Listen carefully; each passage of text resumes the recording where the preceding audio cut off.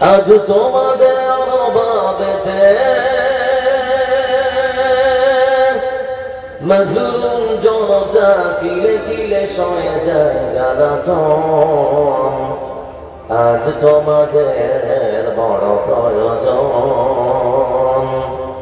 সোনালী যুগের সেই অমর খাদির। আজ তোমাদের বড় প্রয়োজন।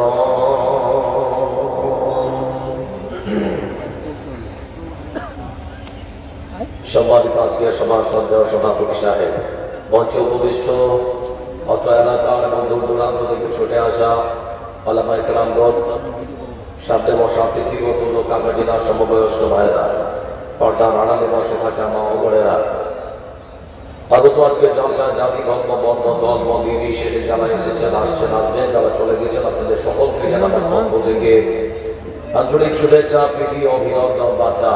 প্রশংসার মালিককে, একটু মুখ খুলি, প্রশংসার মালিককে। এই জন্য প্রশংসা করবো কার? সুখের সময় প্রশংসা করবেন কার? আর দুঃখের সময় প্রশংসা করবেন কার? বিড়ি খাওয়ার শেষে প্রশংসা করতে হয় কার? আপনারা কার নাকি? প্রশংসা আছে সুবহানাল্লাহ রাব্বুল আলামিনের জন্য, যার হাতে রয়েছে প্রচন্ড আধিপত্যের মালিকানা। যারা দেশে সূর্য পূর্ব দিকে ওঠে, পশ্চিম অস্ত যায়, যে মহান সত্তা আল্লাহ রাব্বুল আলামিন বিশ্ব মানবতাকে সৃষ্টি করে ছেড়ে দেন জীবনের অসংখ্য গণক নিয়ামত দিয়ে সারা পৃথিবীকে সুন্দর করে সাজিয়ে সৃষ্টিজীবের জীবন রক্ষা করেছেন যে মহান নব, মহান সত্তা আল্লাহ রাব্বুল আলামিন। আমরা সেই মহান নবের প্রশংসা আদায় করবো। সকলে একবার ভিড় করে মহব্বতের সাথে আমরা উচ্চারণ করবো আলহামদুলিল্লাহ। আপনাদের মধ্যে পেছনের মানুষগুলোকে আপনারা বিজেপি করেন। আমরা ক্রিকেট খেলা দেখেছি, যা সপ্তকাল হাতিটা হলো ব্যাটার বলের কম্পিটিশন। কোনো ছেলে বল করবে আর ব্যাটসম্যান শোল্ডারে পেটে বলে আঘাত করে যদি বলটাকে বাউন্ডারির বাইরে 4 রান ছক্কা হাঁকায়, মাইকের দর্শক তখন শোল্ডারে চিৎকার দেয় 4 রান ছক্কা বলে। সেই চিৎকারে নীতি হবে বলে মনে হচ্ছে কারো? হবে? হাদিসের পরিভাষায় এসেছে তামলাউল মিজান। আল্লাহ প্রশংসা আদায় করতে গিয়ে কেউ যদি আলহামদুলিল্লাহ বলে, আল্লাহ সে বান্দার আমলের দাঁড়িয়ে আল্লাহকে মহান ভাষণের ময়দানে নেকি দিয়ে পরিপূর্ণ করে দেবে। সুবহানাল্লাহ বলতে পারলেন না? আলহামদুলিল্লাহ যদি বলি তো নেকি আছে না গুনাহ আছে? আপনারা বাঙালি না বিহারি কেউ? আরেকবার আল্লাহ প্রশংসা আদায় করবো, সকলেই বলবো আলহামদুলিল্লাহ। শান্তি বর্ষিত হোক তার পক্ষ থেকে, তার মনোনীত প্রেরিত পৃথিবীর সর্বসেরা মহামানব বিশ্বনবী মুহাম্মদ মুস্তাফা সাল্লাল্লাহু আলাইহি ওয়াসাল্লামের উপরে আল্লাহুম্মা সাল্লি আলাইহি ওয়া সাল্লিম বারিক আলাইহি। আমি আপনাদের অনেকের কাছে চেনা, অনেকের কাছে অচেনা, অনেকটা পথ অতিক্রম করে চলে এসেছি আপনাদের ভালোবাসার টানে, আপনাদের ডাকে। আমাদের এখানে মেম্বার বা প্রধান কিছুই লাগছে না, লাগছে কি? যদি বলেন গ্রামের রাস্তা খারাপ করে দিতে হবে, আমি কেন, আমার বাপও পারবে না। তবে যারা রাস্তায় ঘুরছে যদি এসে বসে কিছু শোনাতে পারবো ইনশাআল্লাহ।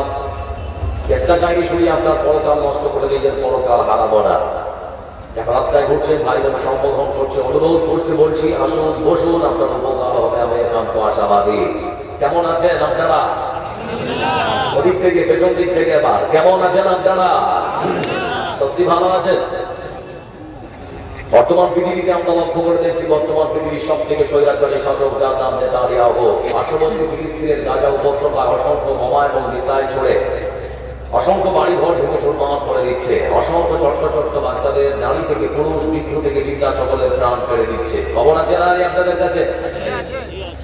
আমার বন্ধুরা, আপনার স্ত্রীর চিন্তা ভাবনা আপনার সন্তানকে নিয়ে একরকম, কিন্তু সেখানকার মায়েদের চিন্তা ভাবনা ভাবে সন্তানকে নিয়ে সম্পূর্ণ আলাদা। আমাদের মায়েরা চিন্তা ভাবনা করছে, আমার সন্তান সকালবেলা খাবে কি, দুপুরবেলা খাবে কি, রাত্রে নিশ্চয়ই একটা কিছু হয়ে যাবে, না খেয়ে থাকবে না। কিন্তু সেখানকার মায়েরা চিন্তা ভাবনা করছে, বোমার আঘাতে তার ছোট্ট বাচ্চার হাতটা শরীর থেকে অর্ধেকটা ঝুলছে, আদুছাড়া হাতটা আর পাটা সন্তানকে সাথে দিয়ে মা হাসপাতালের বেডে। সন্তান বাপ দেওয়ার মানে বলে চিৎকার করে কাঁদছে, মা হাত উত্তোলন করে আল্লাহর কাছে ফরিয়াদ করে বলছে, আল্লাহ আমার বাচ্চার আদুছাড়া হাতটা আর পাটা শরীরের সঙ্গে নতুন করে জোড়া রাখবে কেমন করে? এই দৃশ্য দেখার পরেও, এই দৃশ্য শোনার পরেও মানুষ ভালো থাকে কেমন করে, আমার বুঝে আসে না। এজন্য বলতে যাচ্ছি শুধুমাত্র ফিলিস্তিনের গাজা উপত্যকা নয়, আজকে ভারতবর্ষের সব থেকে বড় রাজ্য উত্তরপ্রদেশের মানিত মুসলমানদের এক প্রকার বিধান চলছে না। আমরা কিছুদিন আগে দেখলাম ভারতবর্ষের সব থেকে বড় রাজ্য উত্তরপ্রদেশের মাটিতে সাম্বাদ জেলায় মসজিদ সালদের নাম করে 5 জন তরতাজা যুবককে পরিকল্পনা করে খুন করা হলো। কে করবে বিচার? যারাই রক্ষক তারাই রক্ষক। একটা কথা বিশ্বাস করে রাখুন, অন্যায় ভাবে আপনি যদি কারো মাল কল খালি করেন, আল্লাহ আপনার মাল কল খালি করবে। অন্যায় ভাবে কারো স্ত্রীকে যদি আপনি বিধবা বানান, আল্লাহ আপনার স্ত্রীকে বিধবা বানাবে। অন্যায় ভাবে কারো সন্তানকে যদি আপনি এতিম বানান, আল্লাহ আপনার সন্তানকে এতিম বানাবে। এটা আল্লাহ বিচার। এজন্য বলতে চাচ্ছি, কোন নেতার প্রয়োজনায় পা দেবেন না। সরকারের কাছে একটা জোরালো আমাদের পক্ষ থেকে আমরা একটা জোরালো দাবি জানাচ্ছি বর্তমান ভারত সরকারের কাছে। সেটা হচ্ছে, ভারতবর্ষের বিভিন্ন প্রান্তে যদি মসজিদ স্থাপন হওয়ার প্রয়োজন আপনারা মনে করেন, তাহলে মন্দির স্থাপন হওয়ার প্রয়োজন আছে না নেই? কিন্তু শুধুমাত্র মুসলমানদের সঙ্গে বিচারিতা করছেন কেন? যেখানে সেখানে মসজিদ সরকারি সম্পত্তির উপরে দাঁড়িয়ে আছে, তার সাথে সাথে আপনারা কিছু ঘরের মধ্যে গোল্ডুজার লাগিয়ে দিচ্ছে। ক্ষমতা চিরদিন পৃথিবীর বুকে থাকে না। থাকে ক্ষমতা চিরদিন পৃথিবীর বুকে কারো কাছে থাকেনি, আর থাকতেও পারে না। আমরা বলতে চাচ্ছি ভারতবর্ষের সরকারকে, যদি ভারতবর্ষের সরকারি সম্পত্তির উপরে কোন মসজিদ দাঁড়িয়ে থাকে, তাহলে সেটা ভেঙে ফেলুন। সরকারের সহযোগিতা করার জন্য আমরা আছি। তবে আমরা একটা নিরপেক্ষ তদন্ত চাচ্ছি। সরকারের কাছে আমাদের পক্ষ থেকে জোরালো দাবি, আপনি নিরপেক্ষ তদন্ত করুন। সরকারি সম্পত্তির উপরে যদি কোনো মন্দির দাঁড়িয়ে থাকে, তাহলে সেটাও ভাঙার প্রয়োজন আছে। আপনারা কি মনে করছেন? কিন্তু আমার তো মনে হচ্ছে ভারতবর্ষের বিভিন্ন প্রান্তে যে আপনারা মন্দিরগুলো দাঁড়িয়ে দেখছেন আছে, শতাংশের দিকে 95টা মন্দির সরকারি সম্পত্তির উপরে দাঁড়িয়ে আছে। আপনারা দেখতে পাচ্ছেন না? কিন্তু এখানে তাদের কোন সৎ সাহস নেই। বন্ধমানের জন্য আপনাদেরকে সকলকে অনুরোধ করছি, সজাগ হন, সচেতন হন। যেমন করে হোক, খেটে খুঁড়ে মানুষের কাছে চেয়ে হলেও আপনার বাচ্চাটাকে লেখাপড়া শেখান। কারণ একটা জাতির অধঃপতনের জন্য এতটুকুই যথেষ্ট। সে জাতির নিজে যদি শিক্ষা অর্জন না করতে পারে, এজন্য শিক্ষার সঙ্গে সুশিক্ষিত করে তোলার চেষ্টা করুন। কারণ সব শিক্ষা মানুষের জন্য উপকারী না। আল্লাহ রাসূল বলেছেন, আল্লাহুম্মা ইন্নী আউযু বিকা মিন ইলমিন লা ইয়ানফা। আল্লাহ, তুমি আমাকে সেই শিক্ষা দিও না যে শিক্ষা আমার ক্ষতি করে, উপকার করে না। যে শিক্ষা আমার ক্ষতি করে, উপকার করে না, তার মানে শিক্ষা মানুষের ক্ষতিও করে। আপনাকে একটা দেখাবো, আপনার স্ত্রী আপনার ছোট্ট 6 মাসের বাচ্চাটাকে কোলে নিয়ে রাস্তায় দাঁড়িয়ে আছে দরজাটার সামনে, আর আপনি সাইকেলে চেপে কথা হয়তো কাজ করার জন্য যাচ্ছে। ঠিক সেই সময় কিছুটা দূরে গিয়েছেন, তখন আপনার 6 মাসের বাচ্চাটাকে আপনার স্ত্রী শেখাচ্ছে, দেখ বেটা তোর বাবা চলে যাচ্ছে, বল tata bye bye, tata bye bye. আমাদের মায়েরা শেখায় না? আচ্ছা, আপনারা বলুন, সালাম দিলে গুনাহ হবে না কি হবে? সিদ্ধান্ত পরিবর্তন করার জন্য জোরালো আবেদন করছি আপনাদেরকে। আপনারা টাটা বাইয়ের পরিবর্তে সালাম দেওয়ার শিক্ষা গ্রহণ করুন আপনার সন্তানকে। পরক্ষণে বলতে যাচ্ছি, সব শিক্ষা মানুষের জন্য উপকারী নয়। আপনার 8 বছরের বাচ্চাটা সকালবেলা যখন টিউশনে যাচ্ছে, সাইকেলে চেপেছে, কিছুটা দূরে গিয়েছে, সামনে ছিল একটা ইট, সামনের চাকাটা ইটটা লেগে মুখ টুকরে পড়ে গেছে। পিছনে আমার বাচ্চাটা ছিল। ও আপনার বাচ্চা সাইকেলে লেগে দুজনে পড়ে গেছে। আপনার বাচ্চা সাইকেল থেকে নেমে ওই ইটটার কাছে গিয়ে তখন ইটটাকে দেখে বলছে, ইটটা কে রেখেছিল রে? আর আমার বাচ্চা ইটটাকে দেখে বলছে, দোলবাড়ি ঝাড়তে ঝাড়তে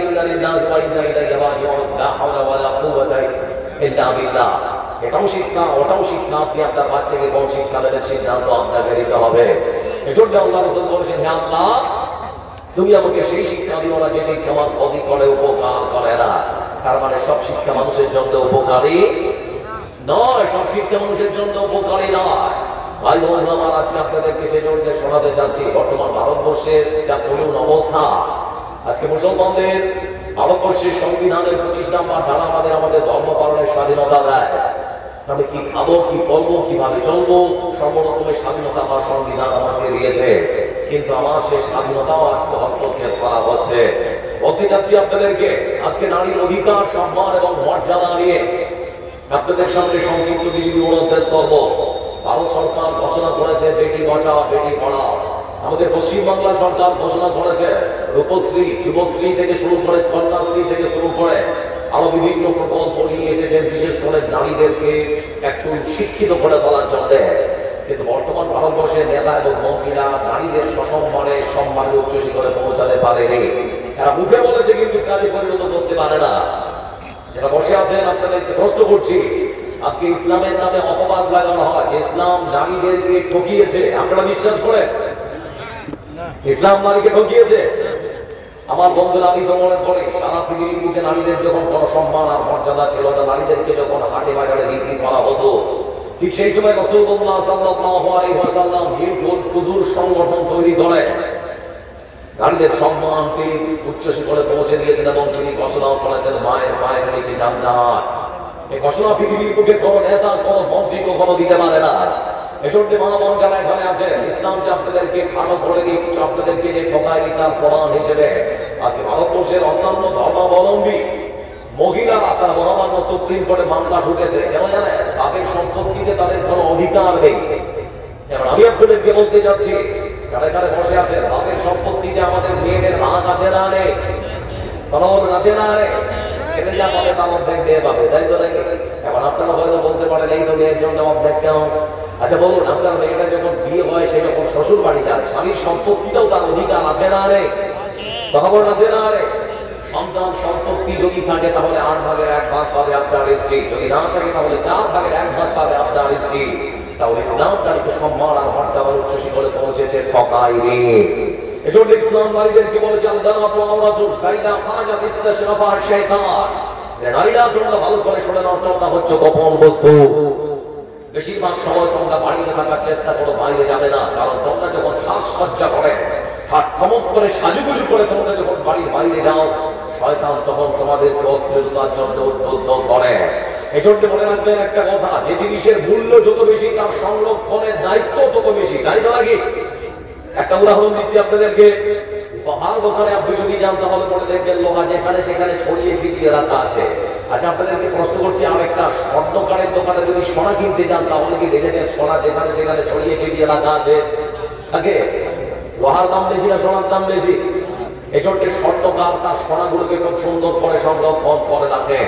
মা বোনদেরকে বলতে চাচ্ছি, মা বোন যারা এখানে আছে, আপনারা আমার আওয়াজ শুনছে, ইসলাম আপনাদেরকে সারা পৃথিবীর সব থেকে মূল্যবান সম্পদ বলেছে। তাহলে পরে আপনার সতীর্থ সম্পদটাকে রক্ষা করার জন্য কতটুকু দায়িত্ব নিতে হবে আপনি নিজেই চিন্তা করুন। কিন্তু বর্তমান সময় সামান্য কিছু ভিউ, সামান্য কিছু কমেন্ট, সামান্য কিছু শেয়ারের জন্য আজকে আমাদের সমাজের যুবতী মেয়েরা তাদের প্রাইভেসি, তাদের অস্তিত্ব, তাদের নিজের গোপনীয়তা, তাদের শরীরের সৌন্দর্য সবকিছু আমাদের যুব সমাজের মধ্যে তুলে ধরছে বিভিন্ন সোশ্যাল মিডিয়ার মাধ্যমে। আপনারা দেখছেন না? দেখছেন না? কথা বলে না, দেখছেন না? দেখছেন না? সামান্য কিছু ভিউ, শেয়ার এবং কমেন্টের জন্য সুন্দর সুন্দর যুবতী মেয়েরা তাদের শরীরের সৌন্দর্যটা পর পুরুষকে দেখাকে কোনো দ্বিধাবোধ করে না, কোন রকম চিন্তা ভাবনা করে না। আর বর্তমান সময় আরো সব থেকে নির্লজ্জ আরেকটা জিনিস, মাতৃত্ব প্রমাণ করার জন্য যে আমি মা হয়েছি, সেজন্য অনেক মা সোশ্যাল মিডিয়া, ফেসবুক এবং ইউটিউবের মধ্যে মাতৃত্ব প্রমাণ করার জন্য নিজের ব্লাউজ খুলে, পরিষ্কার ভাষায় বলছে, নিজের ব্লাউজ খুলে সব নিজের মাতৃত্ব প্রমাণ করার জন্য স্তন বের করে তার বাচ্চাটাকে খাওয়াচ্ছে প্রকাশ্যে। এরা বলে মা। আমি তো বলে ধরি পৃথিবীর বুকে কেউ যদি উলঙ্গ এবং নগ্ন হয়ে যদি পৃথিবীর বুকে সেলিব্রিটি হতে পারতো তাহলে কুকুর প্রথম ইসলাম অধিকার করতো। কারণ তারা কখনো কাপড় পরে না, আর তারা তাদের লজ্জাস্থানকে কখনো ঢাকে না। ঢাকে কি? কখনো ঢাকে না। এজন্য মা বোন খালা যারা আছেন, কথাটা যদিও শুনতে হয়তো খারাপ লাগছে, কিন্তু বিশ্বাস করুন এর থেকে ভালো না হল আমার কাছে আর ছিল না। আপনাদেরকে বলতে চাচ্ছি, ইসলাম যে আপনাদেরকে সম্মান আর মর্যাদার উচ্চ শিখরে পৌঁছেছে তার আর একটা প্রমাণ আপনি আপনাদেরকে দিচ্ছি। আমাদের ভারতবর্ষের প্রধানমন্ত্রী নরেন্দ্র দামোদর দাস মোদীজি গত বছর রাম মন্দির নির্মাণ করলেন, মানে ধুমধাম করে এক প্রকার ৩,৫০০ কোটি টাকা খরচ করে রাম মন্দির নির্মাণ করা হলো। আপনারা শুনেছেন কিনা জানি না, রাম মন্দিরের একজন সেবিকা যে ঝাড়ু দেয়, পোছা দেয়, রাম মন্দিরের বিভিন্ন খিদমত করে, হয়তো সেই রাম মন্দিরের একজন সেবিকাকে সেই মন্দিরের পুরোহিত ভাষণ করেছে। আমার বন্ধুরা চিন্তা করে দেখুন, বর্তমান ভারতবর্ষের সব থেকে বড় রাজ্য উত্তরপ্রদেশের মাটিতে প্রয়াগরাজে মহাকুম্ভ মেলার আয়োজন করা হয়েছে। সেখানে মুসলমানদের প্রবেশে নিষেধাজ্ঞাকারী করা হয়েছে। আচ্ছা আপনারা বলুন, আমার তো মনে হয় আমাদের পশ্চিমবাংলায় যত জলসা হয়, যত এরকম দিনই মাহফিল হয়, আমার বিশ্বাস নিশ্চিত কারণ সব থেকে বেশি কি আছে মুসলমানদের থেকে আমাদের হিন্দু ভাইরা। আরে না, আরে না। আচ্ছা আপনারা কোনোদিন বলেছেন এটা আমাদের সমাজ তোরা ব্যবসা করবি কেন? কোনোদিন বলেছে? আমার ইসলাম এই শিক্ষা দেয়নি, আমার ইসলাম সততা, নম্রতা, ভদ্রতা, মানবতার শিক্ষা দিয়েছে, সব ধর্মকে সম্মান করার শিক্ষা দিয়েছে ইসলাম। এজন্য বলতে চাচ্ছি, আজকে যারা এখানে বসে আছেন আপনাদেরকে কয়েকটা কথা খালি মাথায় তুলে দিচ্ছি। হজের যে কোনো মৌসুম আছে, আপনার কয়েকটা মাস তারপরে হজ করতে যাবে। সারা পৃথিবীর বিভিন্ন প্রান্ত থেকে হাজিরা যখন হজ করতে যায়, আরফার ময়দানে তারা যখন অবস্থান করে, কাশ্মীরের সুন্দরী সুন্দরী যুবতী, আমাদের পশ্চিম বাংলার সুন্দর সুন্দর যুবক কাছাকাছি পাশাপাশি তারা সময় কাটায়। 1450 বছরের ইতিহাসে আজ পর্যন্ত কোন টিভি চ্যানেল, কোন মিডিয়া, কোন সাংবাদিক প্রমাণ করতে পারেনি হজ করতে গিয়ে একটা নারী কখনো ধর্ষিতা হয় বাড়িতে ফিরেছে। শুনেছেন কখনো? শুনেছেন? আর বর্তমান প্রয়াগরাজে 27,000 খালি সিসিটিভি লাগানো হয়েছে, তারপরও নারী ধর্ষণ আটকানো যাচ্ছে না। ভাবা যায়? এ হচ্ছে আশ্চর্য ভারতবর্ষ। আমি এজন্য মাঝে মাঝে বলি, ভারত একটা আশ্চর্য ধরনের দেশ। কেন জানেন? এখানে মাটির তৈরি করা দেবতা, এই মায়েদের সম্মান ঢাকার জন্য তাদের পরনে দামি দামি কাপড় পরানো হয়, আর জীবন্ত মহিলার শরীর থেকে কাপড় টেনে খুলে তাদেরকে উলঙ্গ দগ্ধ করে রাস্তায় হাঁটানো হয়। এ হচ্ছে ভারতবর্ষ। আমরা কিছুদিন আগে দেখেছিলাম ভারতবর্ষের আর একটা রাজ্য মণিপুর। সে মণিপুর রাজ্যে দুজন মহিলাকে, কুকি মহিলাকে তাদের শরীর থেকে কাপড় খুলে উলঙ্গ দগ্ধ করে হাঁটানো হয়েছে। এজন্য মা খালা যারা এখানে বসে আছে, সরকার আজকে চাইছে আপনাদেরকে এক প্রকার বন্ধু করতে। সরকারের পাতানো ফাঁদে তখন আপনারা পা দেবেন না। সরকার আপনাদেরকে সম অধিকারের নামে রাস্তায় নামাতে নামাতে নামাতে নামে কাপড়টা আর একটা ছোট করে দিয়েছে। যার পাতা যত বেশি, তার পরনের কাপড়টাও তত ছোট বেশি। তাই তো নাকি? দেখতে পাচ্ছেন আপনারা? আমার বন্ধু, আমরা সচরাচর দেখছি। এজন্য মা খালা যারা আপনাদেরকে বারবার মা এবং খালা বলে সম্বোধন করে। আর একটা কথা বলি, ইসলাম আপনাদেরকে কত করে সম্মান দিয়েছেন দেখবে। পশ্চিমা বিশ্ব নারীদেরকে বলে হাউস ওয়াইফ। আমাদের বাংলা ভাষী কেউ বলে অর্ধাঙ্গিনী, কেউ বলে জীবন সঙ্গিনী, কেউ আর কিছু বলি।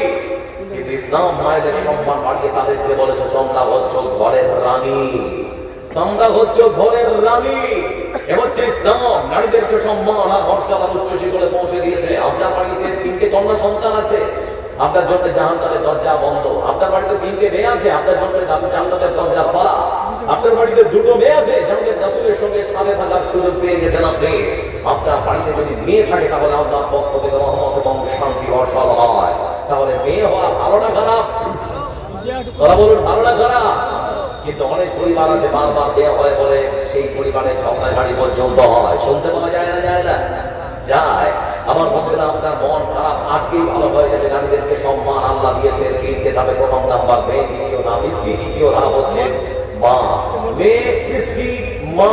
এবার সংক্ষেপে আমি আপনাদের সামনে খুব তাড়াতাড়ি কথাগুলোকে বুঝাবার চেষ্টা করছি। বিরক্ত হচ্ছে নাকি আপনারা? বিরক্ত হচ্ছেন কি? পাঁচ হচ্ছে আল্লাহ রাব্বুল আলামিন তিনি বলেন, وَإِذَا بُشِّرَ أَحَدُهُم بِالْأُنثَىٰ ظَلَّ وَجْهُهُ مُسْوَدًّا وَهُوَ كَظِيمٌ। পৃথিবীর মানুষরা বিশাল পৃথিবী এমন একটা সময় পার করেছে, বলতে আমার যেটা বলা হচ্ছে অসভ্যতার যুগ, বর্বরতার যুগ, জাহেলিয়াতের যুগ। সেই যুগের কোন বাড়িতে যদি কারো কন্যা সন্তান জন্মগ্রহণ করেছে, কারো যদি মেয়ে হয়েছে, সেই মেয়ে হওয়ার সুসংবাদ যখন তার বাবাকে, তার পিতাকে দেওয়া হয়েছে, শোনার সঙ্গে সঙ্গে তার মুখটা মলিন হয়ে যেতে, ঝাপসা হয়ে গেছে। মেয়ে হয়েছে বলে সেই বাবা মেনে নিতে পারেনি। মনে মনে চিন্তা করেছে আমার মেয়ে বড় হবে, পরের বাড়িতে যাবে, মুচির কাজ করবে, ফলের কাজ করবে, খাবার কাজ করবে, রাত্রির কাজ করবে। আমি বাবা কেমন করে বেড়ে দেবো, মানুষের সামনে মুখ দেখাতে পারবো না। সেই সমস্ত বাড়ির বাবা আর মা বন্ধু আমার ঘরে বসে তখন সিদ্ধান্ত নিয়েছে, রাত আসবে মাস না পারবে মাসি আমার কন্যা সন্তানকে পৃথিবীর বুক থেকে বিদায় করে দিতে হবে। নিজ বাবা নিজ কন্যা সন্তানকে গলা টিপে হত্যা করে ততক্ষণ পৃথিবীর বুক থেকে চিরতরে বিদায় করে দিয়েছে। আমার বন্ধুরা, যার জন্য প্রমাণ হিসেবে একজন সাহাবী, যার নাম হলো কায়েস ইবনে আযিম রাদিয়াল্লাহু তাআলা আনহু। কায়েস ইবনে আযিম রাদিয়াল্লাহু তাআলা আনহু রাসূল সাল্লাল্লাহু আলাইহি ওয়াসাল্লামের কাছে যখনই আসেন, তখনই তিনি কান্না করেন। রাসূল সাল্লাল্লাহু আলাইহি ওয়াসাল্লাম জিজ্ঞেস করলেন, ব্যাপার কি, কারো কেন?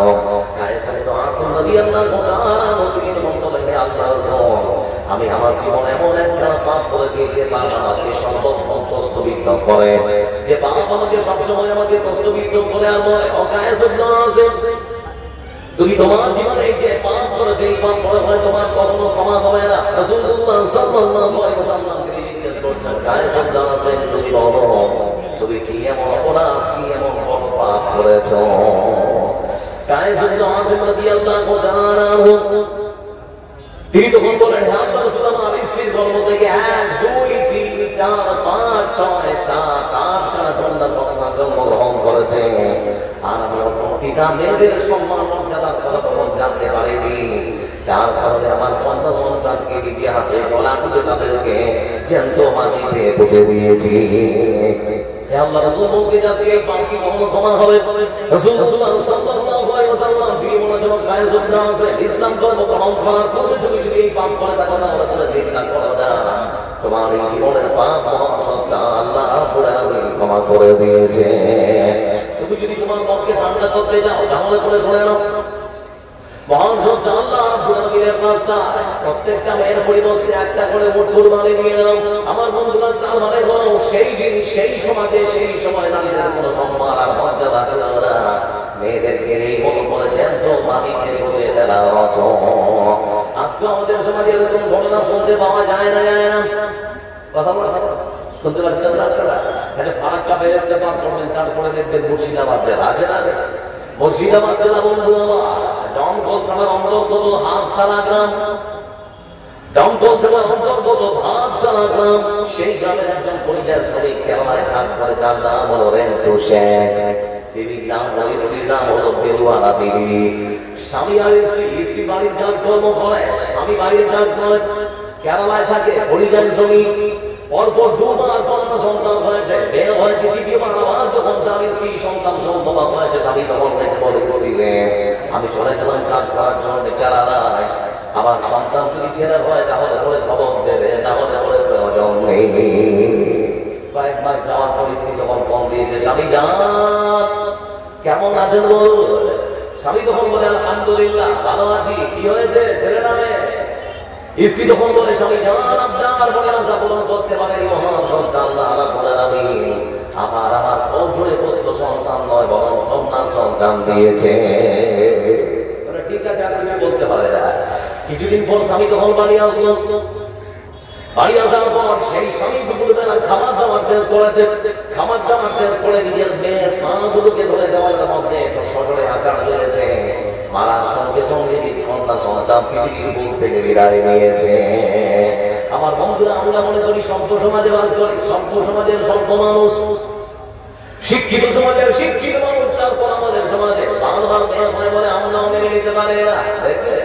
আমি বিয়ে করে নিয়ে আসলাম, আমার স্ত্রী প্রথমবার যদি সন্তান হয় না, দ্বিতীয়বার যদি সন্তান হয় না, তৃতীয়বার আবার যদি আমার স্ত্রী সন্তান সম্ভব হয়, ডাক্তারকে তখন ডেকে বলি, ডাক্তার ছেলে আছে দরকার, মেয়ে নেই দরকার, আল্ট্রাসাউন্ড করতে হবে।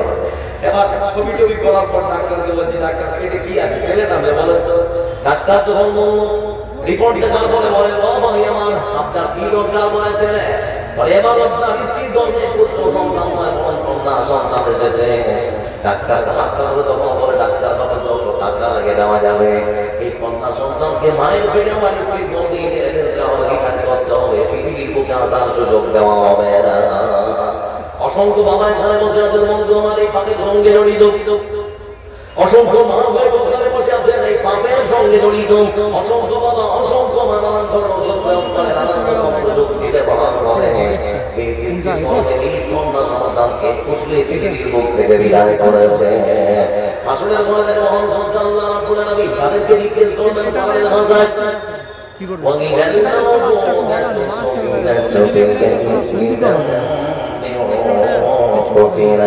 আল্লাহ রাব্বুল আলামিন তাদেরকে বলতেন, না সন্তানরা তোমাদেরকে বন্ধ করছি, তোমরা বলো তোমাদেরকে হত্যা করা হয়েছে। কি এমন দোষ করেছিল যে তোমাদেরকে হত্যা করা হলো? তখন বলতেন, পড়ে আমি আমরা সেরকম কোনো বড় অন্যায় করিনি, কোনো ধরনের আমরা পাপ করিনি, তবে আমাদের বাবা মা কাজে সব থেকে যেটা বড় অন্যায় করা সেটা হলো আমরা আমার মা করবে পুত্র সন্তান না হয় কন্যা সন্তান হয় জন্ম দিয়েছিলাম। আমার বন্ধুরা, তারা যখন বন্ধুরা পড়ে আমি পৃথিবীর বুকে কোনো বিচারক, কোনো আদালত, পৃথিবীর বুকে আমরা কারো কাছে বিচার পাইনি, পৃথিবীর সর্বশ্রেষ্ঠ শ্যামল ফসল বলে আমার থেকে যেন আমাদেরকে বঞ্চিত করেছে। তারপরে আমি আজকে তোমার আদালতের সামনে এসেছি, বিচার না নিয়ে তোমার আদালত থেকে আমরা যাব না। আমার বন্ধুদের জন্য এইরকম করে নারীদেরকে মেয়েদেরকে হত্যা করা হয়েছে, তার প্রমাণ হচ্ছে বন্ধু আমার মনটা খারাপ করবেন। ডাক্তার বাড়িতে 3টে মেয়ে আছে, আপনার জন্য জাহান্নামের দরজা বন্ধ। রাসূলুল্লাহ সাল্লাল্লাহু আলাইহি ওয়াসাল্লাম তিনি বলেন, মান কানা লাহু সালাতু বানাতিন ফাসাবারা আলাইহিন্না ওয়া আত'আমাহুন্না ওয়া সাকাহুন্না ওয়া কাসাহুন্না লিওজিদাতিহি কুন্না লাহু হিজাবান মিনান নারি ইয়াওমাল কিয়ামাহ। আচ্ছা, এখানে যারা বসে আছেন 3টে মেয়ে আছে, আপনারা একটু হাত তুলবেন। ওখান থেকে আছে বেশ কিছু। আমার বন্ধু বন্ধু করে দেখুন, মহান সত্তা আল্লাহ রাব্বুল আলামিন রাসূল তিনি বলেছেন, সমাজের মানুষেরা আজকে আপনার গ্রামের মানুষেরা সরে নাও, তোমার বাড়িতে যদি 3টে কন্যা সন্তান থাকে, 3টে যদি মেয়ে থাকে, তাদের সংসারকে যদি তুমি সবল অবলম্বন করতে পারো, খাবার সময় খেতে দাও, পান করার সময় পানি পান করাতে পারো, কাপড় যদি তাদেরকে মতো পড়াতে পারো, তাহলে পরে সরে নাও, মহান সত্তা আল্লাহ রাব্বুল আলামিনের পক্ষ থেকে তোমাদের চোখে জাহান্নামের দরজা সমূহ বন্ধ করে দাও। মানে আপনার মেয়েগুলো এরকম করে ঢাল হয়ে দাঁড়িয়ে থাকবে, মানে জাহান্নামে যাওয়ার রাস্তা এরকম করে দাঁড়িয়ে, আল্লাহ আমার মা আমার বাবার থেকে জানতে পারলো, তারপরে সর্বনাম হয় সর্বনাম এরকম হয়ে থাকবে। আমার বন্ধুর অপর আরেক হাদিসে রাসূল সাল্লাল্লাহু আলাইহি ওয়াসাল্লাম তিনি আরো বলেন, من عال 3 بنات فانصفع عبدهن وزوجهن واحسن اليهن فله الجنة। রাসূলুল্লাহ সাল্লাল্লাহু আলাইহি ওয়াসাল্লাম তিনি আর হাদিসের মধ্যে বলেছেন, ও আজনা পাকুর গানের মানুষরা তোমরা ভালো করে শুনে নাও, তোমার বাড়িতে যদি 3টে মেয়ে হয়, 3টে যদি কন্যা সন্তান হয়, তাদেরকে যদি সুন্দর শিষ্টাচার শেখাতে পারে, ভালো আদব কায়দা শেখাতে পারে, বড় হওয়ার পর তাকে যদি ভালো ঘর ভালো বর দেখে যদি বিয়ে দিতে পারে, আর বিয়ের পরে তাদের সঙ্গে যদি সদাচরণ করতে পারে, রাসূল সাল্লাল্লাহু আলাইহি ওয়াসাল্লাম তিনি বলেছেন, 3 কন্যা সন্তানের বাবা মাকে আল্লাহ রাব্বুল আলামিনের জান্নাতের মধ্যে প্রবেশ করানো হবে। মানে হাদিসে বলা হচ্ছে জাহান্নাম হারাম, আরেক হাদিসে বলা হচ্ছে জান্নাতের দরজা খোলা। আচ্ছা, এবার এখানে আছেন 2 মেয়ে আছে, 2 মেয়ে আছে, কার দুটো এবার বেশি নাকি সংখ্যা একটা বেশি। এবার বলা হয় আপনাদের মনটা খারাপ, বলে মৌলভী সাহেব 3 জন যার জন্য জান্নাতের দরজা বন্ধ, জান্নাতের দরজা খোলা, জাহান্নামের দরজা বন্ধ। এবার আমাদের জন্য কিছু আছে না রে? রাসূলুল্লাহ সাল্লাল্লাহু আলাইহি ওয়াসাল্লাম তিনি বলেন, মান আলা জাবিয়াতাইনি হাত্তা তাবলুগা জানাওয়াল কিয়ামা আনা ওয়া হুয়া কারাতাইন। ওটা বাবা হিসেবে আমাদের শেষ আমার দিকে দেখা। রাসূলুল্লাহ সাল্লাল্লাহু আলাইহি ওয়াসাল্লাম তিনি বলেন, আপনাদের মধ্যে থেকে কারো ঘরে যদি 2 মেয়ে হয়, 2 যদি কন্যা সন্তান থাকে, রাসূল সাল্লাল্লাহু আলাইহি ওয়াসাল্লাম তিনি বলেছেন, সরে নাও, তোমরা যদি তাদের ভালো মতো দেখভাল করতে পারো, আমি মুহাম্মদ সাল্লাল্লাহু আলাইহি ওয়াসাল্লাম আপনারা 2 কন্যা সন্তানের 2 কে বাবা আর মা জান্নাতের মধ্যে এই মতো করে পাশাপাশি আমরা থাকবো। সর্বশ্রেষ্ঠ মানুষরা সাথে আপনি ভাঙতে পারবেন আপনার যদি বিয়ে হয়। আচ্ছা, কোন আলেমের মধ্যে শুনেছেন যে 3টে 4টা ছেলে হলে রাসূলের সঙ্গে থাকার সুযোগ আছে? হ্যাঁ বলেন, আছে কি? কথা বলেন, আছে কি? 4টা 5টা ছেলে হলে আপনাদের জন্য জাহান্নামের দরজা বন্ধ, জান্নাতের দরজা খোলা, শুনেছেন কখনো? কখনো শুনতে পারবেন না। এজন্য বলতে যাচ্ছি বন্ধু, রাসূলুল্লাহ সাল্লাল্লাহু আলাইহি ওয়াসাল্লাম এই মতো করে নারীদেরকে সম্মান দিয়েছেন। প্রথম যেটা সেটা হচ্ছে কন্যা। আজকে আমাদের ভারতবর্ষের যে সমস্ত নেতা মন্ত্রীরা তাও নারীর চেতনা, নারীর জাগরণ, কন্যা সন্তানকে লেখাপড়া করার জন্য নানান ধরনের স্লোগান দিয়েছে বন্ধু আমার, কিন্তু এরা সঠিক সম্মান কখনো দিতে পারে না। সেজন্য প্রধানমন্ত্রীর কাছে আমার প্রশ্ন, আমরা ভুলে যাই এখনো পর্যন্ত আমার ছোট্ট বোন আশীর্বাদ, মুখের সুন্দর হাসি না, আমার ছোট্ট বোন আশীর্বাদ যার বাড়ি হলো বন্ধু আমার কাশ্মীরে, আমার ছোট্ট বোন আশীর্বাদ যখন তার বাবার সাইকেলে ছেড়ে কোথাও যাচ্ছিল, কে যেন পেছন থেকে একটা ভিডিও বানিয়েছে, আমার ছোট্ট বোন আশীর্বাদ মুখের হাসিটা এখনো পর্যন্ত বলতে পারেনি। কেন বললাম? এই ছোট্ট মেয়ে আশীর্বাদ তার বাবার ঘোড়াটা হারিয়ে গেছে, ঘোড়াটা খোঁজার খোঁজাতে আপেল ফেলে ঢুকলো, আপেল বাগানে ঢুকে পড়েছে, খুঁজতে খুঁজতে খুঁজতে খুঁজতে একটা মন্দিরের কাছে কাজ পুরোহিতকে দেখতে পেয়ে বলছে, আঙ্কেল আপনি কি দেখেছেন আমাদের ঘোড়াটা কোথায় আছে? করে কষ্ট করছে মন্দিরের পুরোহিতকে কাশ্মীরের মাটিতে। আমার বন্ধুরা সেই মন্দিরের পুরোহিত সঙ্গে থাকা আর 2 জন দুইজন তার সেবক এবং সেই মন্দিরের পুরোহিত আমার ছোট্ট বনাসি বাজা বনাস মাত্র 7 বছর আমার ছোট্ট বোনটাকে মন্দিরের ভেতরে 3 দিন ধরে লাগাতার দর্শন করেছে। আমার বন্ধুরা চিন্তা করে দেখুন, সেটা যদি আপনার মেয়ে হতো, তার বয়সটা যদি 7 বছর হতো, মাথায় চিন্তা ভাবনা করুন আপনাকে কেমন ব্যথা লাগতো। শুধুমাত্র একটাই তারা ফেলে থাকে বন্ধু আমার 3 দিন ধরে লাগাতার দর্শন করার পর সে যখন আর উঠে দাঁড়াতে পারে না, তার মৃত্যুটা নিশ্চিত করার জন্য হাতের মধ্যে একটা বড় দরকারের পাথর নিয়ে তার মাথায় সজনে বেঁধেছে। মাথাটা কতক্ষণ আচন্দ বিচুদ্ধ হয়ে গেছে। ভক্তি যাচ্ছি দেশের রাষ্ট্রপ্রধান নরেন্দ্র দামোদর দাস মোদীজি আমার ছোট্ট বোনটা রাশি করা, তার বাবা এখনো কেন নেই বিচার দেওয়া না। আপনাদের ঝাড়খণ্ডের বাড়িতে লক্ষ্য করে দেখেছিলাম কয়েক বছর হলো সম্ভবত কারেন্টের খুঁড়িতে, তারপরে জামসালিকে খুঁড়িতে বেঁধেছে জয়শ্রীরাম ধরিয়ে তাকে পর্যন্ত হত্যা করেছে। এখনো পর্যন্ত তার স্ত্রী কেন নেই বিচার কেন না? ওরা বলতে পারে আমরা দিয়েছি সম্মান আর মর্যাদা, কিন্তু ইসলাম সব থেকে বেশি সম্মান আর মর্যাদার উচ্চ শিখরে পৌঁছে দিয়েছে। আমার বন্ধুরা, আপনার মেয়েটা বড় হয়ে গেল, মেয়ে যখন বড় হয়ে গেল, আপনার ছেলেটা যখন বড় হয়ে গেল, যখন আবার বিবাহের ব্যবস্থা আছে না নেই, এটা করে কথা বলি আছে না? আমার বন্ধুরা, মহান সত্য আল্লাহ রাব্বুল আলামিন এর বলেন কোরআনে কারীমের ভাষায় وَمِنْ آيَاتِهِ أَنْ خَلَقَ لَكُم مِّنْ أَنفُسِكُمْ أَزْوَاجًا لِتَسْكُنُوا إِلَيْهَا وَجَعَلَ بَيْنَكُم مَّوَدَّةً وَرَحْمَةً। আল্লাহ রাব্বুল আলামিন গিরিমানের বান্দা, এই পৃথিবীর বুকে আমার অসংখ্য নিদর্শন আছে। অসংখ্য নিদর্শনের মধ্যে আমার একটা উল্লেখযোগ্য নিদর্শন হল আমি আল্লাহ রাব্বুল আলামিন এই পরিচালনা তোমাদের শান্তির জন্য, তৃপ্তির জন্য, তোমাদের মনের আশা আকাঙ্ক্ষা বাসনা কামনা মেটানোর জন্য আমি আল্লাহ রাব্বুল আলামিন তোমাদের থেকে তোমাদের জোড়া সৃষ্টি করেছি। নারীর জন্য পুরুষ, পুরুষের জন্য নারী, আছে না নেই? কথা বল। আপনি যদি বিয়ে করেন তো ছেলেকে বিয়ে করবেন না মেয়েকে? এই কথা বলবেন না, সব তোমাকে প্রতিজ্ঞা বন্ধ বসে আছে। লক্ষ্য করে দেখুন বন্ধুরা আমার, এই জন্য মহান সত্যতা রাব্বুল আলামিন কোরআনে কারীমে আল্লাহ এখানে বলেন তানকিহুনা তাবারাকুম মিনান নিসা মাথনা ওয়া thulatha wa ruba' fa in khiftum alla ta'dilu fawahida। আল্লাহ রাব্বুল আলামিন তিনি বললেন ওয়াজনা পাথর চাষকি গ্রামের মানুষরা, যুবকেরা তোমরা শুনে নাও, এখনো পর্যন্ত তোমরা যারা বিবাহ করনি তোমরা বিয়ে করো। বহুবচনের শব্দ, বিয়ে করো মেয়েদের মধ্য থেকে 2 2 3 3 4 4 দুটা থেকে শুরু করতে বললো নাকি? কটা থেকে? দুটো থেকে শুরু, 2 3 4 আচ্ছা, কারো আছে এখানে 4টা? কথা বলে আছে কি? 3টে আছে, 2 আছে, অনেক কম নেই। এখন সচরাচর আমাদের স্ত্রীরা স্বামীর ভালোবাসার ভাগিদার হিসেবে কেউ বাড়িতে আসে এটা মেনে নিতে পারে না। শকিলের ঘর সংসার করতে চায় না, তাই তো নাকি? এক কথায় শেষ, শকিলের ঘর সংসার করবে না। দুটো কথা বললে সহ্য করে দেবে, কিন্তু তারা শকিলের ঘর সংসার করতে রাজি হয়। ইসলাম বলেছিল আমরা বিয়ে করো নারীদের মধ্য থেকে 2 2 3 3 4 4। আমার বন্ধুরা, নারীদের মধ্য থেকে মাথায় কথাটা বলো। এবার বলছি বন্ধু আমার,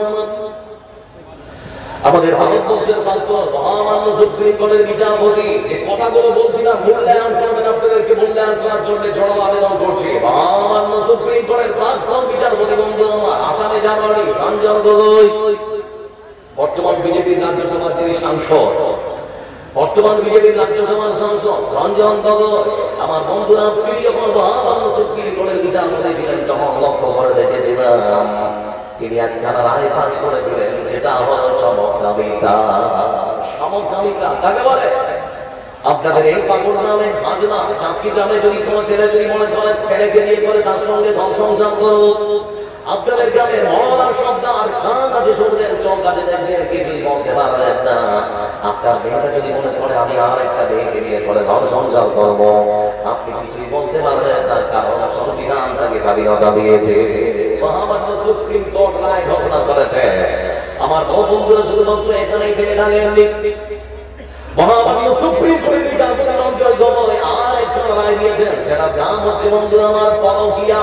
তাকে বলেন পরকীয়া মানে আমার স্ত্রীকে দিয়ে দিন সুন্দর করে আমি গহনা দিয়ে তাকে যখন আমার বাড়ির সম্পদ করে নিয়ে আসলাম, আমার আমি যখন বাড়ির মধ্যে অনুপস্থিত সেই সুযোগ নিয়ে আমার স্ত্রী যদি তার পছন্দ মতো কোনো ছেলেকে কিংবা কোনো যুবকের সঙ্গে আমার বাড়িতে আমার বিছানায় আমার ঘরের মধ্যে মিলামেশা করে আমি চৌকাঠে দেখতে পাবো, কান আছে শুনবো, প্রতিবাদ করতে পারবো না।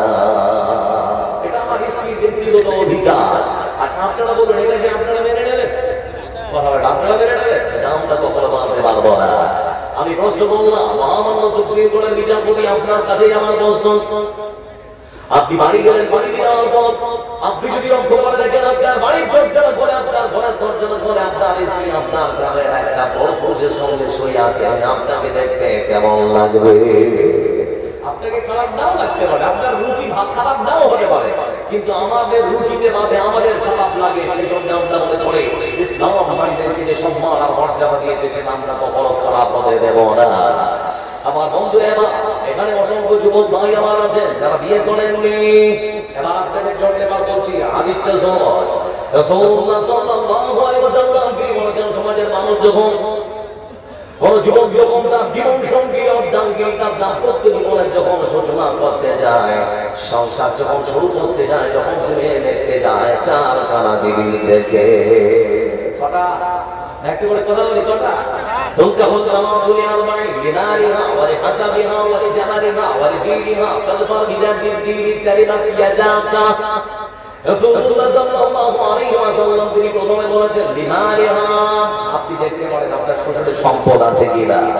আপনারা দেখতে পারেন যুবক ভাই, সংসার বা শ্বশুরের সম্পদ আছে কিনা। কিন্তু আমাদের যুবকরা যেটা দেখে সেটা হচ্ছে আমার শ্বশুর একটা একাজি দিতে পারবে কিনা। আপনাদের দিকে এই লোক আছে না? কথা বলে আছে না? এই লোক আছে, যৌতুক দেওয়ার লোক আছে। আমার বন্ধুরা অবশ্যই যদি থাকে বা নিয়ে থাকেন কোন যুবক ভাই আমার, শ্বশুরের হাতটা ধরে হলেও বুঝিয়ে একটু বেশি দিয়ে আসবেন। শ্বশুরের হাত ধরে হলেও বুঝিয়ে একটু বেশি দিয়ে আসবেন। কখনো হারাম কাজে পা দেবেন না। বলতে চাচ্ছি আপনাদেরকে যে কথা, শ্বশুরের উপরে কখনো জুলুম চালাবেন না। মুসলিম আকুল মুসলিম লা ইয়াহদিরু ওয়ালা ইয়াহদিরু ওয়ালা ইয়াহদিরু ওয়ালা। এক মুসলমান আর এক মুসলমানের ভাই কখনো কাউকে জনসমক্ষে অপমান করবেন না, বেইজ্জত করবেন না, জুলুম চালাবেন না। ইসলাম নিষেধ করেছে। পরক্ষণে বলা হচ্ছে যেটা সেটা হচ্ছে আপনি দেখতে পারেন আপনার শ্বশুরের সম্পদ আছে কিনা। তারপরে বলা হচ্ছে আপনি দেখবেন বংশ ভালো কিনা। বাংলা একটা প্রবাদ বাক্য আছে, মা গুণে বেটি আর আটা গুণে রুটি, নাকি আছে না আপনাদের দিকে? বলে মা গুণে বেটি আর আটা গুণে রুটি। মা যদি ভালো হয় তো মেয়েটা ভালো হওয়ার সম্ভাবনা বেশি, আর আটা যদি ভালো হয় তাহলে রুটিটাও ভালো হওয়ার সম্ভাবনা বেশি। কিন্তু এখানে যুবক ভাই যারা এখানে বসে আছে, ছোট্ট করে একটা পরামর্শ দিচ্ছি, যে মেয়েকে দেখো তার দুলা ভাই সঙ্গে ঘরে তাকে বিয়ে করো না। যে মেয়েকে দেখো বড় বড় তো তার দুলা ভাইয়ের সঙ্গে যেখানে সেখানে যায়, হাটে যায়, বাজারে যায়, পার্কে যায়, আর যেখানে যায়, মেলাতে যায়, তাকে বিয়ে করো না। ওর দুলা ভাই যে সাত ঘাটের পানি খাইয়ে ওকে যে কত আনন্দ দিয়েছে, অনুরূপ আনন্দ তুমি যদি না দিতে পারো তাহলে তোমার সংসার অশান্তি শুরু হবেই হবে। এজন্য বলতে যাচ্ছি, যে মেয়েকে দেখবে তার তোমার দুলাভাইয়ের সঙ্গে ঘরে তাকে বিয়ে করো না, ভালো করে একটা তদন্ত করো। তারপরে বলা হচ্ছে আপনি দেখতে পারেন যে মেয়েকে বিয়ে করছেন তার মধ্যে সুন্দরী কিনা, সৌন্দর্য আছে কিনা। আর আমাদের সমাজের ছেলেরা খালি লেগে তার শরীরের রংটা ফর্সা কিনা, নাকি? আর শরীরের রংটা যদি খালি ভালো হয় তাহলে সব সমস্যার সমাধান ভালোবাসার মাপকাঠি মনে করে এটাই। অপার বাংলার পরিমণি 5টা, অপার বাংলার পরিমণি 5টা, বুঝতে পারছেন? 5টা মানে কি? পাঁচটা 6 নাম্বার সিরিয়ালে আছে। আমাদের এবার বাংলা শ্রাবন্তী, কলকাতা, বলিউডের আরেকজন বই 4টা, তার মানে 4টা স্বামী ছাড়া হয়ে গেছে, 5 নাম্বার সিরিয়ালে আছে আর কি। আবার বন্ধুরা চিন্তা করে দেখুন, সব মানে সাদা চামড়া তো কোনো সংসারের ভালোবাসার মাপকাঠি হতে পারে না। তবে বলতে যাচ্ছি, আপনারা যখন মেয়ে দেখতে যাবেন, যে যুবক ভাই আমার এখনো পর্যন্ত বিয়ে করোনি, নিয়ে যাবে তোমার মাকে, তোমার খালাকে, তোমার বড় বোনকে, সঙ্গে তোমার যদি মনে করো তোমার বড় ভাই স্ত্রীকে, তাহলে নিয়ে যেতে পারো, কোনো অসুবিধা নেই। সঙ্গে তুমিও যাবে, কিন্তু তুমি তোমার আপনজন বন্ধুকে সঙ্গে ধরে কেন নিয়ে যাচ্ছে, এটাই তোমার বুঝে আসে না। আরাম করে সবসময় পা দিচ্ছেন কেন? আর আমাদের সমাজে তো অনেক কিছু প্রশ্ন করা হয়। আমার বন্ধুরা, তো আপনাদেরকে যুবক ভাইদেরকে যেটা পরামর্শ দিচ্ছি সেটা হচ্ছে, মেয়ে যখন দেখা হয়, মানে তোমার পছন্দ যখন হয়, মেয়েটার মধ্যে সৌন্দর্য আছে, তোমার খারাপ মানে বলো মাকে, খালাকে একটা কাজ করতে বলে কি বলে, একটু কলের কাছে নিয়ে যা, মুখটা ভালো করে ধুয়ে আরেকটা পরিষ্কার করে দেখে আসল না মতো। এটা দেখার দরকার আছে না? কারণ বর্তমান সময় যত আটা বেরিয়েছে সমাজে, যত আটা বেরিয়েছে, যে 55 বছরের বুড়িকে 25 বছরের ছুরি বানাতে 5 মিনিট সময় লাগছে না। আপনারা দেখছেন না? দেখছেন না? এই জন্য ভোগা ভাগি দিয়ে আপনার মেয়েকে কখনো কোনো ছেলের সঙ্গে দিয়ে দেবেন, যারা বলে আল্লাহ আদালতে আসামি কাঠ করেন, আপনাকে নামাতে হবে। বলছিলাম আমার জীবনের একটা অভিজ্ঞতার কথা। আমার পার্শ্ববর্তী বাড়ি আমার চাচাতো ভাই সম্পর্কে, নাম বলে দিচ্ছে আব্দুল আলিম। বিয়ে করে নিয়ে আসলো, নিজের পছন্দ ভালো গিয়েছিল, তো খুব সুন্দর লেগেছে, চাচ্ছি তো বিউটি পার্লারে গিয়ে ভালো করে সাজগোজ করে নিয়ে এসেছে। আসার পরে রাত্রিবেলা বাসা হয়েছে, সকালবেলা যখন ওয়াশরুম থেকে সুন্দর করে মুখটা ধুয়ে বেরোচ্ছে, তো আমি চোখ করে ভাইটা তাকাচ্ছে আর ভাবছে আমি কি এসে বিয়ে করে নিয়েছিলাম, বুঝতে পারছেন না? আর এরকম করে ভাবনা চিন্তা হয় যে আমি কি এসে বিয়ে করে নিয়েছিলাম, চিন্তা ভাবনা বড় বলতে চাচ্ছি ইসলাম আপনাকে যেটা বলেছে ভালো করে আপনি দেখুন তার মধ্যে সৌন্দর্য আছে কিনা, তারপরে দিন ধর্মের শিক্ষা আছে কিনা এটা দেখতে হবে। রাসূল সাল্লাল্লাহু আলাইহি ওয়াসাল্লাম তাকে শিক্ষা দিয়েছেন, যদি তার মধ্যে শিক্ষা থাকে, দিনী শিক্ষা থাকে, এই যুবকেরা তোমরা তাকে বিয়ে করলে তোমার সংসারটা সুখের হবে, তোমার সংসারটা সুখের হবে। এজন্য এই চার খারাপ জিনিস দেখার জন্য সমাজের মানুষ সব থেকে বেশি দেখে, কিন্তু বিশ্বনবী সেটাকে সেই মোহর দিয়েছেন। তার মধ্যে যদি দিন শিক্ষা থাকে, ধর্মের শিক্ষা থাকে, হাদিসের শিক্ষা থাকে, তোমরা তাকে বিয়ে করো, তাহলে পরে তোমার সংসারটা সুখের হবে। এই মতো করে ইসলাম নারীদেরকে সম্মান আর মর্যাদা দিতে দিতে স্ত্রীর মর্যাদা দিয়ে পরে বলছেন ইদ্দাত দুনিয়া কুল্লুহা মাতাউ ওয়া খায়রু মাতা'i দুনিয়া আল-মারাতু সালিহা।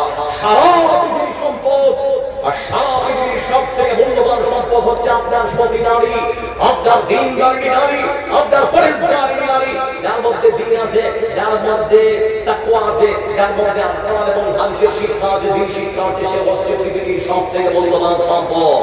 আপনি আপনার মেয়েটাকে কোনোদিন বুঝিয়েছেন মূল্যবান সম্পদ তুমি, অথচ আপনার মেয়েটা যদি আপনার কাছে এসে বলে আপনার 20,000 টাকা দাও নাকি, বলে কেন বলে আজকে একটা দেখছি যে নতুন মোবাইল লঞ্চ হয়েছে ভিভো কোম্পানির 20,000 টাকা, তো বাপ দিয়ে দিচ্ছে সুন্দর করে 20,000 টাকা। কিছুক্ষণ পর একটা মোবাইল দিয়ে তার মেয়ে বাড়িতে গেছে, যাওয়ার পরে বাপ হয়তো অন্য কিছু ভাবছিল, তো মেয়ে বের বলছে আমরা তো অন্য কিছু ভাবছিল, মোবাইল কিনবো না, এই জন্য মোবাইল নিয়ে এসেছি। তো তার বাপ তখন দেখছে একটা মোবাইল, আর মোবাইলের পেছনে দেখতে পাচ্ছে একটা কভার। তো মেয়েকে যখন জিজ্ঞেস করছে মোবাইল কেনার পয়সা নিয়েছি, কভার কেনার তো পয়সা নেই, কভারটা কেন দেখতে যে ভালো লাগে না, পেছন দিকটা কভারটা খুলে ফেলে দেন। মেয়ে তখন বলছে আব্বা তোমার মাথায় ঢুকবে না, বলে কেন, বলে মোবাইল কোম্পানির মালিক যে মোবাইলটা তৈরি করেছে আমার 20,000 টাকা যেন পানিতে পড়ে না যায়, পড়ে গিয়ে যেন নষ্ট না হয়, ভেঙে যেন চুরমার না হয়। মোবাইলের সংরক্ষণের জন্য মোবাইল কোম্পানির মালিক একটা সুন্দর করে কভার লাগিয়েছে, ওটার সংরক্ষণের জন্য, রক্ষণাবেক্ষণের জন্য। বাপ তখন মেয়ের মাথায় হাত বুলাচ্ছে আর বলছে মা ইসলাম তোকে বলেছে সারা পৃথিবীর সব থেকে মূল্যবান সম্পদ, তাহলে সারা পৃথিবীর মূল্যবান সম্পদ তোকে বলা হচ্ছে এই পৃথিবীর মোবাইল কোম্পানির মালিক 20,000 টাকা, 25,000 টাকা, 30,000 টাকা দামের মোবাইলের সংরক্ষণের জন্য পেছনে যদি একটা কভার লাগাতে পারে, তাহলে সারা পৃথিবীর সব থেকে মূল্যবান সম্পদ তুমি মোবাইলের কভারের মতো করে তোমাকে একটা সুন্দর কভার তোমার বডিতে লাগাতে হবে, যাতে করে কোনো যুবক তোমাকে নিয়ে কোনো কটূক্তি করবে না, কোনো রকমের খারাপ মন্তব্য করবে না, অস্বাভাবিক শ্লীলতাহারী শিকার তোমাকে হতে হবে না। মহান সত্তা আল্লাহ তোমাকে রক্ষা করবে। একটা প্রশ্ন করছি আপনাদের, আজ পর্যন্ত দেখেছে টেলিভিশনের পর্দায় একটা বড় নমুনা নিয়ে হাঁটে যাচ্ছিল রাস্তায়, আর তাকে কোনো প্রশ্ন করেছে একজন হাত তুলুন, বুঝতে পারেন আমার কথা? আচ্ছা কোনদিন শুনেছেন একটা বর্ণা পড়া মেয়ে ধর্ষণ করেছে, কেউ শুনেছে? কখনো শুনতে পারবেন না, যেমন তার সতীত্ব সম্ভবের দায়িত্ব যদি দিয়েছেন তিনি কে? আল্লাহ। তিনি কে? আল্লাহ। এজন্য বলতে চাচ্ছি বন্ধু আমার, ইসলাম নারীদেরকে সম্মান দিয়েছে দ্বিতীয় ধাপ যারা, সেটা হচ্ছে স্ত্রী হিসেবে। আজকে আমাদের প্রধানমন্ত্রীকে লক্ষ্য করে দেখলাম 15 আগস্টের দিন, গতবারে এই বছরের 15 আগস্টের দিন লালকেল্লায় দাঁড়িয়ে তিনি ভাষণ দিচ্ছেন নারীর অগ্রগতি, নারীর চেতনা, নারীর সম্পর্কে নানান ধরনের ভাষণ দিয়েছেন। কিছুক্ষণের মধ্যে দেখছি 2005 সালের গুজরাট দাঙ্গায় যে সমস্ত দোষী তাদেরকে গুজরাট সরকার জেলখানা থেকে মুক্ত করে দিয়ে খোলা আকাশের নিচে বাঁচার সুযোগ করে দিয়েছে। হচ্ছে ভারতবর্ষ, যেখানে ধর্ষকরা বুক ফুলিয়ে ঘুরে বেড়ায়, আর ধর্ষিতা মায়েরা বোনেরা জীবন বাঁচানোর জন্য ঘরের মধ্যে লুকিয়ে রাখে। এজন্য মধ্যে এই সেই ভারতবর্ষ, যে ভারতবর্ষের মাটিতে তারা বলে আমরা দিয়েছি নারীদেরকে সম্মান আর মর্যাদা, কিন্তু তারা তো বানিয়েছে বাজারের পণ্য। বলে বলছেন বাজারের পণ্য বললেন, আমি আপনাদেরকে বলছি বন্ধু, আপনাদের পার্শ্ববর্তী মুদিখানা দোকানে 10 টাকা দামের যদি একটা লাইফ বয় সাবান কিংবা লাল সাবান আপনি কেনেন, সেখানেও একটা অর্ধ উলঙ্গ নারীর ছবি আছে না? কথা বলেন আমার বন্ধুরা, এমনকি 1 টাকা দামের একটা সেন্ট ভরতে গেলেও যদি আপনি কেনেন, সেখানেও একটা অর্ধ উলঙ্গ নারীর সুন্দর ছবি আছে। তার মানে বানিয়েছে বাজারে পণ্য বিক্রি করার জন্য নারীদের একটা মাধ্যম।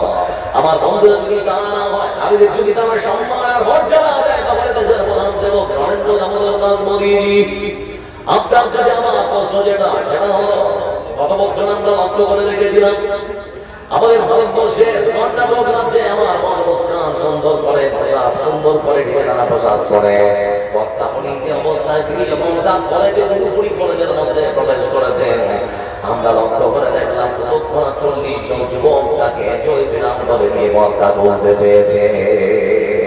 40 জন যুবক তাকে তার শরীর থেকে বর্তাটা করার জন্য নানান ধরনের ভয় দেখালো, কিন্তু বলতে কি পেরেছিল? কথা বলে পেরেছিল কি? আমার বন্ধুদের স্বাধীন ভারতবর্ষের অনেকে মুসলমানদের স্বাধীনতার কথা, আমার বন্ধু মুসকানের পোশাক পরার স্বাধীনতা আজকে কোথায়? আমার বন্ধুরা বলবিকার জেনে কথা শুধুমাত্র আমার বন্ধু মুসকান নয়, কর্ণাটকের মাটিতে আর একটা কলেজ যার নাম হচ্ছে পিউ কলেজ। পিউ কলেজের একজন অধ্যাপিকা মুসলমান কলেজের জন্মবন্ধু আমার, যার নামটা হলো চাঁদনী দেবী। আমার মন চাঁদনী দেবী সুন্দর করে পোশাক পরেছে, সুন্দর করে হিজাব করে, বরখা পরে, সুন্দর করে কলেজের মধ্যে যেই কলেজ করেছে, কলেজের অধ্যক্ষ, কলেজের প্রধান শিক্ষক অধ্যক্ষ থেকে তখন থেকে বলে, বল চাঁদনী দিদি রে, আজকে তোর শেষ দিন, আর এরপর থেকে এই পোশাক পরে কলেজে আসতে পারবে না। বলে স্যার কেন?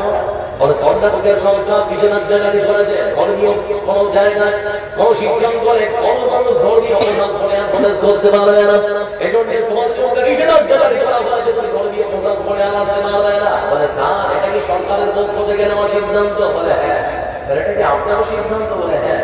বলে স্যার তাহলে দয়া করে একটা পকেট থেকে কলমটা দেবে। বলে কি করবে? কাজে যেতে যায়, আমাদের কলেজের নামে একটা প্লেট দিতে পারবে, একটা সাদা কাগজ। বলে কি করবে? বলে দিন না, কাজ আছে। দিয়েছে, দিয়ে তোমার সুন্দর করে উপরে হেডলাইন লিখেছে স্বেচ্ছায় ইস্তফা পত্র, মানে স্বেচ্ছায় চাকরি থেকে আমি ইস্তফা দিচ্ছি আর কি। এই মতো করে সুন্দর করে একটা সাদা কাগজে নিয়ে ইস্তফা পত্রের আবেদন সুন্দর করে লিখেছেন। এবার সেই কলেজের অধ্যক্ষের হাতে ধরিয়ে দিয়েছেন, অধ্যক্ষ এবারে দেখতে শুরু করেছেন। দেখার পর অল্প চোখ করে আমার মন চাঁদনী দেবীর দিকে তাকিয়ে তখন বলে, চাঁদনী তুমি কি পাগল হয়ে গেলে নাকি? বলে স্যার কেন? আচ্ছা বলো তোমার মাসে ইনকাম কত? বলে 1,30,000 টাকা। তোমার মাথা খারাপ হয়েছে? বলে বলছেন স্যার, বলে কেউ কি স্বেচ্ছায় 1,30,000 টাকার চাকরি ছেড়ে দিতে রাজি হয়? তুমি পাগল, তখন এটা কখনো করতে না। তখন বলতে শুরু করে, জমন চাঁদনী দেবী তুমি যদি তোমার চাকরি ছেড়ে দাও তাহলে পরে পাবে কি? আমার বোন চাকরি দেবী তখন বলে, স্যার এই কথা কখনো বলবেন না, আমি বিশ্বাস করি যে মহান সত্তা আল্লাহ পড়ে নাবেন। এই পৃথিবীর বুকে নিকৃষ্ট প্রাণী কুকুরকে খেতে দেয়, এই পৃথিবীর বুকে নিকৃষ্ট প্রাণী শুয়োরকে খেতে দেয়। আমার বিশ্বাস এই মহান সত্তা আল্লাহ পড়ে নাবেন, আমি সৃষ্টির সেরা মানুষ, আমার আল্লাহ আমাকে কখনো অনাথ খাইয়ে মারবেন না। আমার বন্ধুদের বন্ধু দেখতে পাচ্ছি ভারতবর্ষের সব থেকে বড় রাজ্য প্রয়াগরাজে মহাকুম্ভ মেলায় ন্যাংটা সাধুও দেখা যাচ্ছে, যায় না যায় না? তাহলে বলে স্বাধীন ভারতবর্ষের মাটিতে যদি একটা মানুষ গণগ্ন হয়, কাপড় ছাড়া ন্যাংটায় থাকতে পারে, তার স্বাধীনতা হতে পারে, তাহলে আমার মন সুন্দর করে দিয়ে পোশাক করে বর্ণনা করে সে কলেজে যাবে, স্কুলে যাবে, তাদের আবার কেন? আমি দেখলাম কয়েকদিন আগে প্রয়াগরাজে একজন মানে কি বলে সাধুরা সন্ন্যাসী কি বলে, ওকে দেখছি বলে আমি 12 বছর ধরে হাতটা এরকম করে আছে, বলে 12 বছর ধরে আমি হাতটা ছেড়ে আছি, কিন্তু হাতটা নামাই। তাই রিপোর্টার তখন বলছে, তুমি পায়খানা করার পর পানি তো হল না, তাহলে কেমন চলে যাও? চিন্তা করতে থাকে কত ধরনের যে সাধু বেরিয়েছে, আল্লাহ বাঁ হাত কেন করে ছেড়ে আছে। আর বলছে আমি বাঁ হাতটা 12 বছর থেকে নামাই না। তো যাক রিপোর্টার ভাই ভালো ছিল, তখন বলছে যে তাহলে আপনি পায়খানা করেন না, পায়খানা করার পর পানিটা ভরলেন কিভাবে নেন? চিন্তা করে দেখুন কিভাবে ভণ্ডামি চলছে সমাজের মধ্যে। গতকালকে দেখছিলাম এক ব্যক্তি বলছিল, এক ভণ্ড আর এক সাধু ভারত পাকিস্তানের যে ম্যাচ হলো, তো বলছে ভারত আজকে হারবে, আল্লাহ অশেষ দয়া, ভারত যদি হেরে যেত তাহলে আমার আইপি সাধু বলছে ওকে আপনি নিজে কি আর কি, ও যদি সত্যি ভারত হেরে যেত তাহলে ভারতবর্ষের হিন্দুরা তাকে মানে বিশাল একটা আসন একটা জায়গা করে দেবে, ভবিষ্যৎ বাড়ি করতে পারে। মানে কি যে ভণ্ডামি চলছে ভারতবর্ষের মাটিতে আপনারা বলতে পারবেন না। আপনাদেরকে বুঝিয়ে আমি বলাতে পারবো না। বন্ধু আমার এই মানুষের ইমানকে হরণ করা হচ্ছে। বলছিলাম আপনাদেরকে যে কথা শুধুমাত্র এখানে শেষ নয়, আমার মত কেন বক্তা করতে পারবে না তার অধিকার কেড়ে নেওয়া হচ্ছে।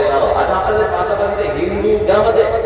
আচ্ছা দেখে লক্ষ্য করে দেখবেন বন্ধু আমার বল হিন্দু শিউলি শ্যামলি প্রমলি অমলে বিমলে তাদের যখন বিয়ে হয় বিয়ে হওয়ার সঙ্গে সঙ্গে তাদের ধর্মীয় রীতিনীতি অনুযায়ী লক্ষ্য করে দেখবেন মাথার মধ্যে সিঁদুর, হাতের মধ্যে শাখা পরানো হয় না? হাতে শাখা, মাথায় সিঁদুর। আমার কিন্তু মনটা সুন্দর করে মাথার মধ্যে সিঁদুর, হাতের মধ্যে শাখা পরে সে যদি পরে যেতে পারে, স্কুলে যেতে পারে, তার বেলায় যদি কোনো অন্যায় না হয়, তাহলে পরে আমার মনটা সুন্দর করে ঢিলে ডানা পোশাক পরে সে স্কুলে যাবে, কলেজে যাবে, তার বেলা অন্যায় কেমন হয়? সংবিধানের রাষ্ট্র ধর্ম নিরপেক্ষ বলে তোমার কেন চলে রে বন্ধু, তোমার কেন চলে, তোমার কেন চলে রে বন্ধু, তোমার কেন চলে? ইসলাম হলো শান্তির ধর্ম, আছে সুবিচার, অন্য ধর্মের প্রতি কবু করে না বিচার। ইসলাম হলো শান্তির ধর্ম, আছে সুবিচার, অন্য ধর্মের প্রতি কবু করে না বিচার। মিলেমিশে থাকার কথা, মিলেমিশে থাকার কথা নবী দিয়েছেন বলে, তোমার কেন জলে রে বন্ধু, তোমার কেন জলে, তোমার কেন জলে রে বন্ধু, তোমার কেন জলে? আছে নিষেধে ধর্ম নিয়ে করা বাড়াবাড়ি, না জানিলে কোরআন খুলে দেখো তাড়াতাড়ি।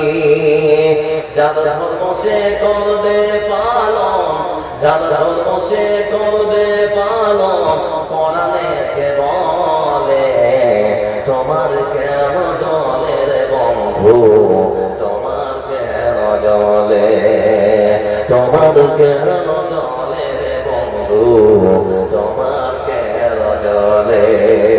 লিল্লাহি তাকবীর, নারে তাকবীর।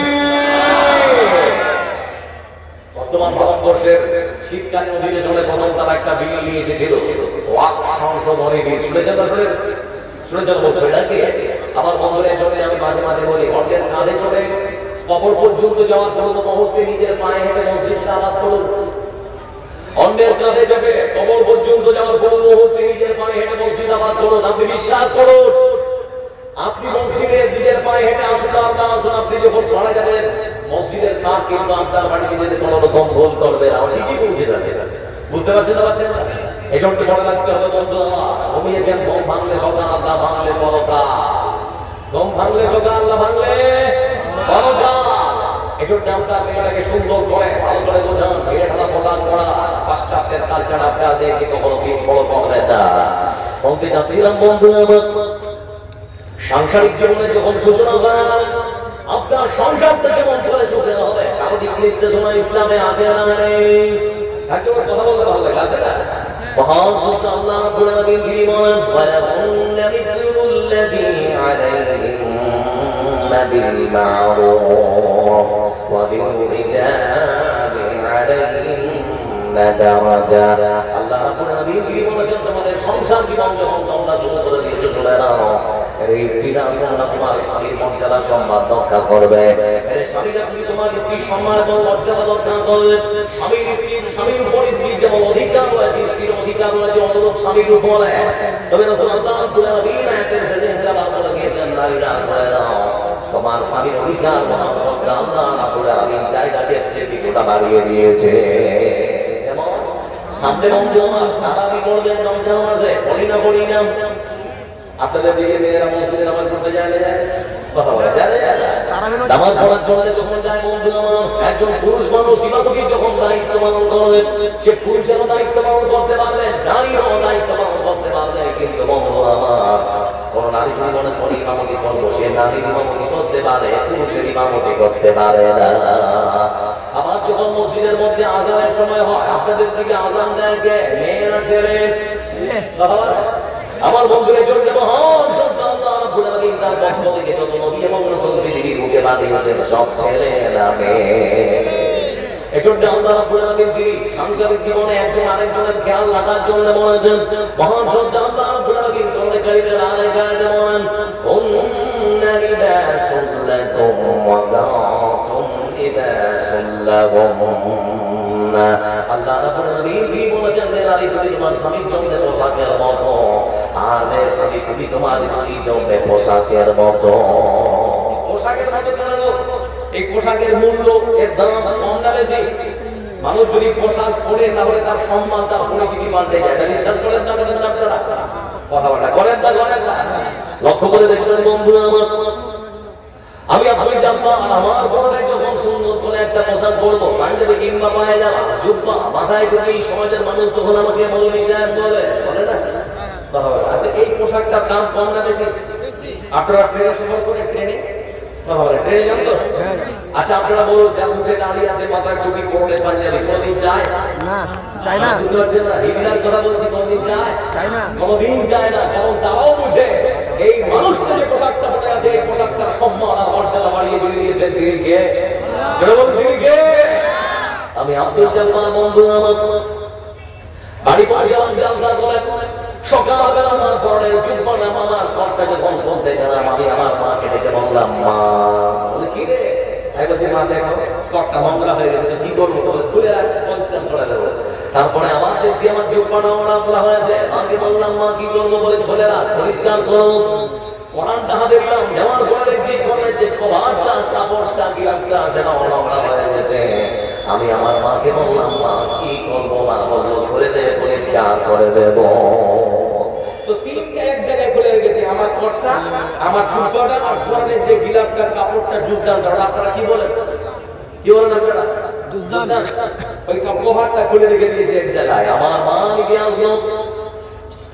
ইতিহাসের সময় বন্ধু আমার যদি লক্ষ্য করে রেখে মায়ের পায়ে আমার ঘরটার সঙ্গে লাভিয়ে গেছে, মনে কষ্ট হবে না। আবার যদি লক্ষ্য করে দেখি আমার চুপড়ার সঙ্গে মায়ের পায়ে লাভিয়ে গেছে, কষ্ট হবে না। কিন্তু আমার মার পায়ে যদি অজান্তে কোরআনের কভারটা, কাপড়টার সঙ্গে লাভিয়ে লেগে যায়, বলুন মুসলমান হয়ে একটু হলেও কষ্ট হবে না? হবে না। বাজারের সব থেকে সস্তা কাপড়, দিনাজপুরের ভাষায় আমরা বলি টেরিকট কাপড়। বাজারে সব থেকে সস্তা কাপড় শুধুমাত্র ঘরের কভার হওয়ার কারণে, তার যোগদান হওয়ার কারণে, তার গিলাফ হওয়ার কারণে তার সম্মান কমেছে না বেড়েছে? কথা বলো। আমার বন্ধুরা বাড়িয়েছেন দিদিকে। ঠিক এরকম সমাজের মধ্যে যদি একজন স্বামী স্ত্রীর সম্মান আর মর্যাদা রক্ষা করতে পারে, একজন স্ত্রী স্বামী যদি সম্মান আর মর্যাদা রক্ষা করে চলতে পারে, তাহলে আল্লাহ রাব্বুল আলামিন তাদের সম্মান আর মর্যাদা পৃথিবীর বুকে বাড়িয়ে দেয়। এজন্য বলতে যাচ্ছি বন্ধু আমার, পোশাক মানুষের সম্মান আর মর্যাদা বাড়িয়ে দেয়। আমাদের বর্ডার সিকিউরিটি ফোর্স, বিএসএফ যাদেরকে আমরা বলি, তারা যখন তাদের বর্ডারের পোশাকটা পরে নেয়, সমাজের মানুষ তখন তাদেরকে সম্মানের নজরে দেখে না দেখে না। আবার আমাদের সমাজে পুলিশ যারা আছে বন্ধু আমার, এই সমস্ত পুলিশেরা যখন তাদের পোশাকটা পরে নেয়, তখন আমরা তাদেরকে পুলিশ বলে সম্বোধন করি। তারা মানে এই পোশাক মানুষের সম্মান বাড়িয়ে দেয়, তার পরিচিতি পাল্টে দেয়।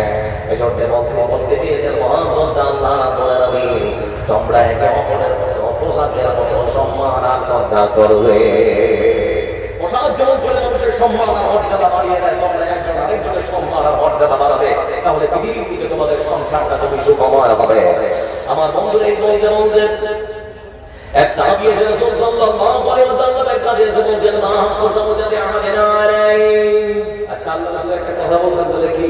তাহলে আমাদের স্ত্রীরা, আমাদের নারীরা আমাদের উপর কি কোনো হক রাখে? ঠিক সেই সময় রাসূল সাল্লাল্লাহু আলাইহি ওয়াসাল্লাম তিনি কয়েকটা শব্দ ব্যবহার করেছেন, তার মধ্যে তিনি বলেছেন, আনতুজিমা ইদা তাইতা ওয়া তাকসুহা ইদা কাযাইতা ওয়া লা তাদরিবিল ওয়াজা ওয়া লা তুকাব্বি ওয়া লা তাহদুর ইল্লা বিবাইতি। রাসূল সাল্লাল্লাহু আলাইহি ওয়াসাল্লাম তিনি বলেছেন, ও আজনা পাকওয়ার চাচকি গ্রামের মানুষরা, তোমরা যারা এসেছো শুনে নাও। রাসূল সাল্লাল্লাহু আলাইহি ওয়াসাল্লাম তিনি ভালো করে সংযোগ করে বুঝিয়েছেন, তোমাদের স্ত্রীরা তোমাদের উপরে কয়েকটা জিনিসে হক রাখে। প্রথম নাম্বার হলো, তুমি যে মানের খাবার খাবে সে মানের খাবার খাওয়াবে, তুমি যে মানের কাপড় পরবে সেই মানের কাপড় তুমি পরাবে। তারপরে বলা হচ্ছে, তোমার স্ত্রীকে কখনো কটু কথা বলবে না। আমার বন্ধুরা যারা বসে আছে, প্রশ্ন করছি আপনাদেরকে, এমন কি কোনো সংসার আছে যে সংসারে মনোমালিন্য হয় না, ঝগড়া ঝাড়ি হয় না? আছে? সব সংসারে বেশি ঝগড়াঝাটি হয় না হয় না? আপনার স্ত্রীকে হয়তো একটু কিছু কথা কাটাকাটি হয়েছে, তাকে আপনি কখনো বলবেন না, কষ্ট দিয়ে কোনো আঘাত দেওয়া কখনো কথা বলবেন না। আপনি বুঝিয়ে বলবেন, আপনার স্ত্রী বুঝতে পারলে সে হয়তো আপনার কথাটা মূল্যায়ন করবে আর বুঝতে পারবে যে না, আমার স্বামী আমার জীবনে হয়তো ভালো কিছু বলছিল। এজন্য ইসলাম বলেছে, শুনে নাও ভালো করে, তোমার স্ত্রীকে কখনো কটু কথা বলবে না। চতুর্থ নম্বরে বলা হয়েছে, তোমার স্ত্রীর চেহারাতে কখনো আঘাত করবে না। আমার বন্ধুদের চেহারাটা হচ্ছে মানুষের মুখের সৌন্দর্য, শরীরের সৌন্দর্য। আপনি আপনার স্ত্রীকে আপনার চেহারাটা সুন্দর বলে বিয়ে করে নিয়ে এসেছিলেন, সেই চেহারাটা যদি নষ্ট হয়ে যায় বন্ধু আমার, সারাটা জীবন বদলাতে হবে, সেই চেহারা কখনো ফিরে পাওয়া যাবে না। এজন্য ইসলাম বলছে, খবরদার তোর স্ত্রীর কখনো চেহারায় মারবি না। তারপরে বলা হচ্ছে, শুনে তোমার স্ত্রীর সঙ্গে যদি মনোমালিন্য হয়ে যায়, ঝগড়াঝাটি যদি হয়ে যায়, তাহলে পরে দ্বিতীয় পক্ষকে কখনো বাড়িতে আসার সুযোগ দেবে না। আর আগের কথা, তোমার স্ত্রীকে কখনো তোমার বাড়ি ছেড়ে বাপের বাড়িতে যেতে বলবে না, বাড়ি থেকে বের করে দেবে না। সমাজে অনেক পুরুষ মানুষ আছে বন্ধু আমার, সাংসারিক জীবনে ঝামেলা হলে বলে তোর বাপের বাড়ি চলে যা। এরকম পুরুষ মানুষ আছে, কথা বলে না? একটু কিছু হয়েছে বলে তোর বাবার বাড়ি চলে যাওয়ার দরকার নেই, এগুলো কখনো করবেন না, বলবেন না। আরেকটা যেটা বলছি, সাংসারিক জীবন অশান্তি হলে দুজনের মধ্যে মিলিয়ে নিন।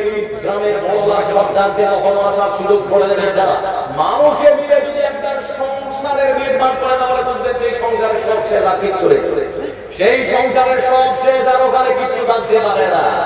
এজন্য বন্ধু আমার, সংসার সুখময় করার জন্য রাসূল সাল্লাল্লাহু আলাইহি ওয়াসাল্লাম পুরুষ জাতিকে বলেছেন, ইস্তাউসু বিন নিসা ফাইনাল মারআতা খালাকাত মিন দিলাইন ওয়া ইন আওয়াজা শাইইন ফি দিলাইন আলাহু ফাইন যাহাবতা তুকিমুহু কাসারাতাহু ওয়া লাম ইয়াজআল আওয়াজা। রাসূল সাল্লাল্লাহু আলাইহি ওয়াসাল্লাম তিনি বলেছেন, পৃথিবীর মানুষ তোমরা ভালো করে শুনে নাও, তোমরা তোমাদের স্ত্রীর সঙ্গে সদাচরণ করো, ভালো ব্যবহার করো, স্ত্রীর সঙ্গে ভালো ব্যবহার করো, সৎ ব্যবহার করো। ইস্তাউসু বিন নিসা, কেন?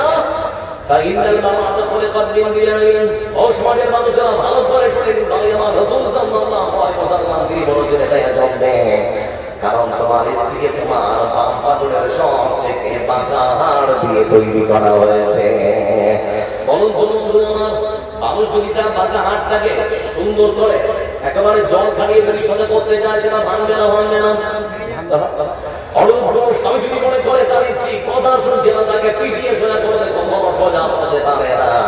পিটিয়ে সোজা যদি করতে যায়, তাহলে পরে সংসারটা ভেঙে চুরমার হয়ে যাবে। এজন্য রাসূল আরেক হাদিসের মধ্যে বলেন, ইত্তাকুল্লাহা ফিন নিসা, ইত্তাকুল্লাহা ফিন নিসা ফাইন্নাকুম আখাযতুমুহুন্না বিআমানাতিল্লাহ ওয়াস্তাহালালতুম ফুরুজাহুন্না বিকালিমাতিল্লাহ। রাসূল সাল্লাল্লাহু আলাইহি ওয়াসাল্লাম আরেক হাদিসে বলেন, ইত্তাকুল্লাহ, তোমরা তোমার স্ত্রীর সঙ্গে ভালো ব্যবহার করো, এজন্য আল্লাহকে ভয় করো। বলে কেন? আচ্ছা, আপনাদের মনে আছে বিয়ে যেদিন করতে গিয়েছিলেন, সেই দিন আপনাকে বসিয়ে কোরআনে কারীম থেকে 3 জন কোরআনের আয়াত পাঠ করা হয়েছিল, খুতবা দেওয়া হয়েছিল। মনে পড়ছে আপনাদের যারা বিয়ে করেছেন? এক কথা বলা, বিয়ে করেছেন যারা, মনে পড়ছে না? পড়ছে না? আমার বন্ধুদের জন্য রাসূল সাল্লাল্লাহু আলাইহি ওয়াসাল্লাম তিনি বলেছেন, আমার সন্তান শুনে নাও, তোমার স্ত্রীর সঙ্গে মেলামেশাকে পরিণত করার জন্য আল্লাহর আমানত হিসেবে তুমি গ্রহণ করেছো, আর আল্লাহর কোরআনকে সাক্ষী রেখে তুমি তাকে তোমার বাড়িতে স্ত্রী হিসেবে নিয়ে এসেছো। খবরদার তার সঙ্গে খারাপ ব্যবহার করবে না, খারাপ আচরণ করবে না। আমার বন্ধু রাসূল সাল্লাল্লাহু আলাইহি ওয়াসাল্লাম তিনি স্বামীদেরকে বলেছেন, ও স্ত্রীরা শুনে নাও, তোমার স্বামী যদি তোমার সঙ্গে ভালো ব্যবহার করে, তাহলে খবরদার তোমার স্বামীর আচরণ, তোমার স্বামীর সমস্ত কথা তোমাকে মানতে হবে, তোমার স্বামীর সঙ্গে ভালো আচরণ করতে হবে। তোমার স্বামী যদি তোমার সঙ্গে ভালো আচরণ করে তাহলে, কিন্তু তোমার স্ত্রী যদি স্বামীর সঙ্গে ভালো আচরণ না করে, স্বামীর কথা যদি না শোনে, তাহলে রাসূল সাল্লাল্লাহু আলাইহি ওয়াসাল্লাম তিনি বলেছেন, কাদিবুহুন্না দারবান গায়রা মুবাররিহিন, তোমার স্ত্রী যদি স্বামীর কোনো কথাই না শোনে বন্ধু আমার, তাহলে পরে সেই স্বামী যদি মনে করে, তাহলে পরে ভালোবাসার মার দিতে পারে। ভালোবাসার মার এমন মার মারবেন যাতে করে হাড় গোড় সব ভেঙে চুরমার হয়ে যায়, এটা কম নয়। স্ত্রীরা এমনিতে একটু জন্মগত বাঁকা, ওরা হয়তো আপনার কথা শুনবে না, একটু একটু বিরোধিতা করবে, ওকে বুঝাতে হবে। সব সময় খালি মানে খিচিকার দিয়ে মেরে পিঠে আপনি আপনার স্ত্রীকে কখনো সোজা করতে পারবেন না, এটা অসম্ভব। রাসূল বলেছেন এটা কখনো সম্ভব নয়। আমার বন্ধুরা, আপনার সংসারে অনেক রকম কারণে অশান্তি হতে পারে। তার বর্তমান সময় যেটা আমি দেখতে পাচ্ছি, আমাদের সমাজে খুন পাই আর মদ্য পাই, আছে না রে? আছে না রে? আমার বন্ধুরা, সংসারে অশান্তির একটা কারণ হচ্ছে অনেক পুরুষ মানুষ ধূমপান করে। ভালোবাসা চাপার জন্য যখন স্ত্রীর কাছে যায় মুখের দুর্গন্ধ সহ্য করতে পারে না স্ত্রী তখন পালায়, স্বামী যখনই ধরে স্ত্রীকে মানে। এমন সমাজের মানুষ আছে যারা বদপান করে মাথা অবস্থায় স্ত্রীর কাছে গিয়েছে ভালোবাসা আদায় করছে, এরকম মানুষ আছে না এই সমাজে? আপনাদের আলোচনা করছেন কি মনে হয়নি? আছে তো মাতার স্বামী। আচ্ছা বলুন তো, একটা মদ্যপান স্বামীকে সেই অবস্থায় স্ত্রী কি করে গ্রহণ করতে পারে? মাতার স্বামী যে বাড়িতে মাতা আছে এমনিতেই ছিল শান্তি নেই, রাসূলের আদর্শ নেই যেখানে, অশান্তি যেখানে, শান্তি নেই সেখানে। মাতার স্বামী দেখতে একটা দেখাচ্ছে আমার জীবনে দেখা, আমাদের পার্শ্ববর্তী মানে এক চোখে দেখা কথা বলছি আপনাদেরকে। রাত 9:30 হয়তো ঢুকেছে, এরকম অনেক মাতাল আছে। রাত 9:30 10টার সময় আমরা ঢুকবে, স্ত্রীকে বলবে খেতে দে, স্ত্রী যা রান্না করে দেয় তাই তো দেবে। আলু ছানা, আলু ভর্তা বলে আমাদের দিনাজপুরের ভাষায় বলে আলু ছানা। আলু ছানা ভাত করেছে, বেচারি খেতে দিয়েছে তার স্বামী। গরমের সময় খাবার দেখছে তো আলু ছানার ভাত, তখন বলছে আমি এগুলো খাবো না, আমাকে মাছ মাংস দেবে। তো স্ত্রী তখন বলছে আপনি চাই দিয়েছিলেন, চাই রান্না করেছি, এর থেকে ভালো কিছু ছিল না। স্বামী তখন বলছে খাবো না, তাড়াতাড়ি করে বিছানা দাও। ঠিক সেই সময় স্ত্রী তখন বলছে বারান্দায় সুন্দর করে বিছানা পড়া আছে, এখানে ঘুমিয়ে যাবো নাকি? তো স্ত্রীর কথা শুনে স্বামী তখন বলছে যে না আমি ঘরে ঘুমাবো। এত বড় পাঙ্খা চলছে, ফ্যান চলছে, এখানে ঘুমাও। তো রাজা তো ওখানে ঘুমাবে না, বলছে আমি ঘরে ঘুমাবো। বেচারি আবার তারাটা মেরে দিয়েছে। তো তালাটা মেরে দিয়েছে বলে তালাটা খোঁজ জানতে করে স্ত্রী তালাটা খোলার জন্য চাবিটা হাতে নিয়ে যাচ্ছিল, তোলমোল করতে করতে হাত থেকে খপ করে চাবিটা খুলে নিয়ে হাতে নিয়ে তখন যদি পারবি না আমি বলবো। তো মাতার স্বামী তখন ডান দিকের পা বাম দিক, বাম দিকের পা ডান দিক করতে করতে তালার ভিতরে চাবি ঢুকে যাচ্ছে। কোনো মতেই আর তালার ভিতরে চাবি ঢুকছে না, মানে শরীরটা ঢুকছে। স্ত্রী তখন এসে বলছে স্বামী তো আমাকে দিন, তুমি পারবো, আপনি পারবেন না আমাকে দিন। বলে কেন? আপনার শরীরটা ঝুঁকছে সেই জন্য। মাতার স্বামী যখন স্ত্রীকে ডেকে বলছে পাগলি কথাটা, আমার শরীরটা ঝুঁকে, তোর চোখ খারাপ, ভালো করে দেখ দেওয়ালটা ঢুকছে। এরপর এত স্বামী আছে না মাতার যারা হয় তাদের দেখবেন মানে অঙ্গভঙ্গি আলাদা, মানে দেওয়ালটা ঢুকছে, দেওয়ালটা ধর। পরের মেয়ের মায়ের ভয় দেওয়াল ধরা আছে না হলে আমার জীবনের অভিজ্ঞতা দক্ষিণ চব্বিশ পরগনা লক্ষ্মীকান্তপুর থেকে ভিতরে এক জায়গায় খুব নামে যাবো। তো স্টেশনের ওই দিক থেকে ঘুরে যাচ্ছে, একটা লোক ট্রেনে পড়ে আছে, একটা লোক ট্রেনে পড়ে আছে, মরে গেছে নাকি বেরোচ্ছি। হাত যারা আছে তাদেরকে বললাম ভাই কোথায় থেকে উঠাচ্ছে না, মরে গেছে নাকি? তোরা হাসছে, বলছেন কি হুজুর বলছেন কি মরেনি, জীবিত আছে? বলে হ্যাঁ।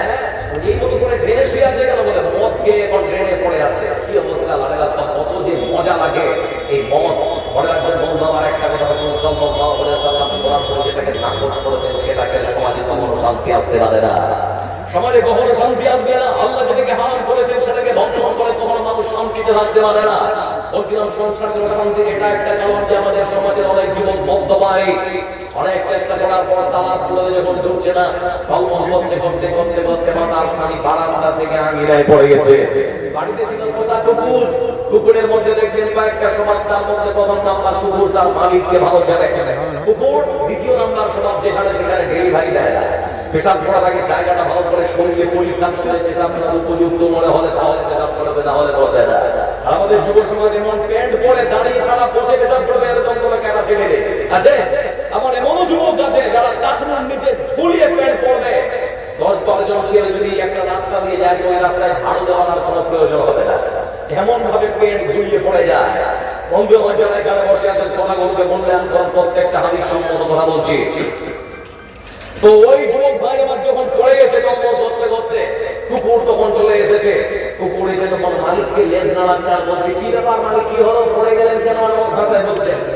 তো কুকুর তখন তার মালিকের পা থেকে মাথা পর্যন্ত শুনছে, শুনতে শুনতে শুনতে শুনতে যখন মুখের কাছে কুকুর তার নাকটা লাগিয়েছে, উপরে চোখ দুটো করে তখন আল্লাহকে বলছে আল্লাহ জন্ম থেকে আজ পর্যন্ত যত জায়গায় ডেলিভারি দিয়েছি এরকম উপযুক্ত জায়গা পাই, আজকে পুজোটা আল্লাহ করবো। মালিকের মুখে মারছে আর স্ত্রী দৌড়ে এসে তখন বলছে হ্যাঁ শেষ পর্যন্ত বাড়ির কুকুরের পেশাব খাচ্ছে। স্ত্রীকে তখন মালিক আবার বলছে, মানে পাগল স্বামী মাতাল স্বামী তখন বলছে তোরা তো খেয়াল রাখিস না, আমি মাতাল, আমি গরিব মানুষ, কুকুর ঠিক খেয়াল রেখেছে। এই জন্য আমি এতদিন জনগণ খেয়েছি সব দেশি কুকুর ভালোবেসে আজকে আমাকে খাওয়াচ্ছে বিদেশি। মানে মাতাল, মানে সংসারে অশান্তি আর একটা কেন হচ্ছে এটা আপনার স্ত্রী হয়তো আপনার কথা শুনবে না, কিন্তু তাকে ভালো ভালো বুঝাতে হবে, তার সঙ্গে ভালো আচরণ করতে হবে, সদাচরণ করতে হবে। কারণ বুখারী নম্বরের হাদিস আলোক আপনি আপনার স্ত্রীর সারা জীবন ধরে যদি তার মন পড়িয়ে আসে, একদিন যদি ওর মন ভালো করে না পোড়াতে পারেন তো বলবে এই গোলামের বাচ্চারা কাছে জীবনে সুখ পাই। ও বলবে আপনাদের দিকে এগুলো বলে না, বলে না। একটা ছোট্ট একটা উদাহরণ দিচ্ছি, তাহলে ভালো করে বুঝার সুবিধা হবে। এক রাজা তার রাজ্যকে দেখতে চাইছেন যে আমার রাজ্যতে তার বাড়িতে স্বামীর কোথায় স্ত্রী চলে না, স্ত্রীর কোথায় স্বামীরা চলে। ঢোল পিটিয়ে দিয়ে সবাই যখন সকালবেলা এসেছে, রাজা তখন ঘোষণা করেছে তোমাদের বাড়িতে যদি তোমাদের স্ত্রীদের কোথায় তোমরা চলো, তাহলে পরে এই যে আপেলের ঝুড়িটা দেখতে একটা করে আপেল হাতে নিয়ে কামড়াতে বাড়ি যাবে। আর যদি তোমরা বলো আমাদের কোথায় চলে, আমাদের স্ত্রীরা ওঠা বসা করে, একটা করে ঘোড়া তোমাদের পছন্দ নিয়ে নেবে, তার পিঠে তোমরা বাড়িতে চলে যাবে, ঘোড়াটা তোমার। সবাই আসে একটা করে আপেল নেন হাতে, আপনাদের পায়ে হেঁটে বাড়ি চলে যায়। এই যে প্রতিযোগিতা শুরু হলো 10টা থেকে 12টা, 1টা 2টা 3টা বেজে যাচ্ছে, এরকম মানুষ পাওয়া যায় না যে একটা মানুষ এসে বলবে আমার বাড়িতে আমার কথা চলে। সবাই শেষ। একটা মানুষ যখন হেঁটে আসছে 8টা এরকম মোটা সোটা হয়েছে, তখন বলছে রাজা মশাই আমার বাড়িতে আমার কথা, আমার স্ত্রী, আমার পরিবারের লোক কথা বসা করে। রাজা তখন বলছে যে সম্মানটা বাঁচলো করে ভাই, ওই ঘোড়ারে যাও, একটা ঘোড়া নিয়ে তুমি ঘোড়ার পিঠে করে চলে যাও, ঠিক সেই সময় ঘোড়ারে গিয়ে একটা হস্তপুষ্ট কালো ঘোড়া নিয়ে ঘোড়ার পিঠে ওটা তখন বাড়িতে চলে গেছে। দরজাটায় নেমেছে, স্ত্রীকে তখন বলছে আমি ঘোড়াটা নিয়ে আসলাম, দেখো তো কেমন লাগছে। স্ত্রী তখন বলছে সবই ঠিক আছে, কিন্তু কালো ঘোড়া কেন? সাদা হচ্ছে শান্তির প্রতীক। রাজার কাছে গিয়ে বলো, আমার স্ত্রী বলে যে ঘোড়াটা পাল্টিয়ে দিতে হবে, কালোর পরিবর্তে সাদা। বলে তাই নাকি? ঘোড়ার পিঠে করে তখন আমার রাজদরবারে বানিয়েছে, তখন বলছে রাজা মশাই একটা ভুল হয়ে গেছে। বলে কি? আমার স্ত্রী বলেছে যে সাদা হচ্ছে শান্তির প্রতীক, কালোটা পাল্টে সাদা ঘোড়া দিতে বলেছে। তখন রাজা মশাই বলছে বেটা ঘোড়াটা খাওয়ার এবার আপেল কামড়াতে পায়ে হেঁটে বাড়ি যা, তোর বাড়িতে তোর স্ত্রীর কথায় তুই ব্যবস্থা করিস। কিছুক্ষণ পর সন্ধ্যাবেলা এবার মন্ত্রী এসেছে। মন্ত্রী এসে তখন তাদেরকে বলছে রাজা মশাই এরকম যদি কোনো প্রকল্প আর আপেলের, তাহলে আমার একটা ছোট্ট অনুরোধ। বলে কি? বলে আপেলের পরিবর্তে যদি 5 কিলো করে চাল দেন, তাহলে আপনার প্রজারা 5টা দিন খেতে পারবে। রাজা মশাই তখন বলছে মন্ত্রী তুমি এই কথাটা আমাদের 2 দিন আগে বলনি কেন? বলে বলবো কি, আজকে যখন বাড়িতে আসছিলাম আমার স্ত্রীর সঙ্গে কথা বলতে আমার স্ত্রী তখন বললো যে এরপর থেকে এরকম যদি কোনো প্রকল্প হাতে নেয়, তাহলে পরে আপনি বলবেন আপেলের পরিবর্তে কোনো চাল দেয়। রাজা হাসতে হাসতে তখন বলছে মন্ত্রী আপেলের ঝুড়িটা কাছেই আছে, তুমি একটা হাতে নিয়ে খেতে শুরু করে দাও। মন্ত্রী তখন রাজাকে বলছে রাজা বসে আচ্ছা আপেলই যে দিতে হবে, এই বুদ্ধিটা পেলেন কি করে? রাজা তখন মন্ত্রীর কথাগুলো বলছে তোমার রানীমা, আমি কয়েকদিন থেকে চিন্তা ভাবনা করছিলাম, শেষ সিদ্ধান্ত নিলাম গতকাল রাত্রে তোমার রানীমা বললো চালটা দিতে হবে না, আপেলটাই দিতে হবে। তোমার রানীমার সিদ্ধান্তে শিলমোহর মেরে আজকে সেজন্য আপেল দেওয়ার সিদ্ধান্ত নিয়েছি। মন্ত্রী হাসছে আর বলছে হুজুর যাহা বলা, আমার পাশেই আছে আপেলের ঝুড়িটা, আপনাকে একটা হাতে দিব, আপনি কিও খাবেন। মানে সবারই বাড়িতে সবার স্ত্রীর কথায় পড়ছে না, ওঠা বসা করে। আমার সবার উদ্দেশ্য এটা নয়, আপনার স্ত্রী যদি খারাপ কিছু চাহিদা পূরণের জন্য আপনাকে আবদার করে, মেলা লেগেছে নিয়ে যেতে হবে, সিনেমা আছে সিনেমায় নিয়ে যেতে হবে। আপনার স্ত্রী যদি আপনার কাছে খারাপ কোনো চাহিদা করে বা পূরণ করার জন্য আপনাকে বদ্ধ করে, মারা যাবে না। যদি বলেন মাকে নিয়ে যেতে হবে, নিয়ে যাওয়া যাবে? নিয়ে যাওয়া যাবে? নিয়ে যাওয়া যাবে না। ইসলাম ও তার নিষেধাজ্ঞাকারী করেছে, চলবে না। এজন্য বলতে যাচ্ছি বন্ধু আমার, ইসলাম নারীদেরকে যে সম্মান আর মর্যাদা উচ্চ শিখরে পৌঁছে দিয়েছে, নেতা মন্ত্রী সেটা দিতে পারে না। এই জন্য নারীদেরকে আমার সংশোধন করা হয়েছে। নারীরা চলে গেল والذي نفس محمد بيده لا تؤدي المرأة حق ربها حتى تؤدي حق زوجها। رسول الله صلى الله عليه وسلم তিনি বলেছেন নারীরা তোমরা সরে দাও, তোমরা ততক্ষণ পর্যন্ত মহান আল্লাহ রাব্বুল আলামিনের হক আদায় করতে পারবে না যতক্ষণ না তোমরা নারীরা তোমাদের স্বামীর হক ঠিক মতো আদায় করেছো। সমাজের কোন স্ত্রী কোন নারী যদি তার স্বামীর হক ঠিক মতো আদায় করে, তাহলে করে সে যেন জেনে নেয় আল্লাহর হক আদায় করা হয়ে গিয়েছে। এজন্য রাসূল সাল্লাল্লাহু আলাইহি ওয়াসাল্লাম নারীদেরকে সম্বোধন করে আর একটা হাদিস বলেছেন, লা ইয়ানদুরুল্লাহু ইলা ইমরাতিন ওয়া লা তাশকুরু লিজাওজিহা ওয়া হিয়া লা তাস্তাগনি আনহু। রাসূল সাল্লাল্লাহু আলাইহি ওয়াসাল্লাম তিনি বলেছেন নারীরা মায়েরা মেয়েরা ভালো করে আপনারা সবাই দেখেন। রাসূল সাল্লাল্লাহু আলাইহি ওয়াসাল্লাম তিনি বলেছেন সমাজের এমন কিছু নারী, এমন কিছু স্ত্রী লোক, এমন কিছু মেয়ে লোক আছে যাদের উপরে আল্লাহর ভালোবাসার কোনো নজর থাকে না, যাদের উপরে আল্লাহর রহমতের কোনো ভালোবাসার কোনো নজর থাকে না। ওরা কারা বন্ধু আমার? রাসূল সাল্লাল্লাহু আলাইহি ওয়াসাল্লাম তিনি বলেছেন তারা হচ্ছে সেই সমস্ত নারী যারা নিজের স্বামীকে নিজের জন্য যথেষ্ট মনে করে না। অনেক সমাজের স্ত্রী আছে দেখবেন আমাদের গ্রামের দেবরদের সঙ্গে যেমন করে মানে যে ভাষায় ওরা কথাবার্তা বলে যেমন আচরণ করে অনুরূপ আচরণ যদি স্বামীর সঙ্গে করতো, অনুরূপ ভাষা যদি স্বামীর সঙ্গে ব্যবহার করতো, প্রয়োগ করতো, তাহলে পরে তার বাড়িতে একটা জান্নাতের টুকরা হয়ে যেত। বলছিলাম মা বোন আমার, রাসূল সাল্লাল্লাহু আলাইহি ওয়াসাল্লাম হাদিসের মধ্যে বলেন ইকারাতু বিল জান্নাহ ফারাইতু আকবার আহলিহাল ফুকারা ওয়াকারাতু বিন নার ফারাইতু আকবার আহলিহান নিসা। রাসূল সাল্লাল্লাহু আলাইহি ওয়াসাল্লাম কি বলেছেন, চাকরি গ্রামের নারীরা মায়েরা ভালো করে শুনে নিন। রাসূল সাল্লাল্লাহু আলাইহি ওয়াসাল্লাম কি বলেছেন, আমি যখন জান্নাত এবং জাহান্নাম পরিদর্শন করলাম, আমি জান্নাতে উঁকি মেরে দেখলাম বেশিরভাগ হতদরিদ্র ফকির মিসকিন খেটে খাওয়া মানুষ, হতদরিদ্র ফকির মিসকিন যারা তারা হচ্ছে জান্নাতের ভেতরে। আমি যখন জাহান্নামে উঁকি মেরে দেখলাম তখন লক্ষ্য করে দেখলাম সব থেকে বেশি যেটা বলেছে, সব থেকে বেশি যারা জাহান্নামে তারা হলো নারী। নারীরা সব থেকে বেশি জাহান্নামের মধ্যে। আমার বন্ধুরা প্রশ্ন করা হবে, নারীরা সব থেকে বেশি জাহান্নামের মধ্যে কেন? রাসূল সাল্লাল্লাহু আলাইহি ওয়াসাল্লাম তিনি বলেছেন, তারা তাদের স্বামীদের সঙ্গে নাফরমানি করে, স্বামীকে নিজের জন্য যথেষ্ট মনে করে না। এজন্য মা খানা যায় এখানে বসে আলোচনা শুনছেন, আপনাদেরকে বড় জোরে নিবেদন করে বলছি, আপনার স্বামীর সম্মান আপনার রক্ষা করুন, তাহলে পরে আল্লাহর ভালোবাসার নজর আপনার উপরে থাকবে। এজন্য স্বামীর সম্মান রক্ষা করার জন্য আরেক হাদিসে রাসূল বলেছেন, لا يحل للمرأة أن تصوم وزوجها شاهد إلا بإذنه ولا تعذر في بيته إلا بإذنه. رسول الله صلى الله عليه وسلم يقول لا يحل للمرأة أن تصوم وزوجها شاهد إلا بإذنه ولا تعذر في بيته إلا بإذنه. رسول সাল্লাল্লাহু আলাইহি ওয়াসাল্লাম তিনি বলেছেন, নারীরা তোমার স্বামীর সম্মান আর মর্যাদা আল্লাহ কতটা বাড়িয়ে দিয়েছেন, যেমন করে তোমরা লক্ষ্য করবে। শোনে নাও, তোমার স্বামীর বিনা অনুমতিতে তুমি নফল সিয়াম পালন করতে পারো না। তোমার স্বামীর অনুমতি ছাড়া তুমি কখনো নফল সিয়াম পালন করতে পারবে না। দ্বিতীয় যেটা বলা হচ্ছে, তোমার স্বামী যে সমস্ত যুবককে পছন্দ করে না, হতে পারে তোমার খালাতো ভাই, মামাতো ভাই, চাচাতো ভাই, সব ভাই, যে কোনো ভাই হোক না কেন, তোমার স্বামী অনুমতি ছাড়া তোমার বাড়িতে কখনো তোমার কোনো ভাইকে প্রবেশ করাবে না। সমাজে হচ্ছে বন্ধু বাবা, একই বাড়িতে দেওয়ার আছে আর একই বাড়িতে কত যে দেওয়ার আছে, আর মানে ভাসুরার দেওয়ার আমাদের সমাজে, কিন্তু ইসলামের শ্বশুরার মানে ভাসুরার দেওয়ার বলে কিছু নেই, আমু শব্দ ব্যবহার করা হয়েছে।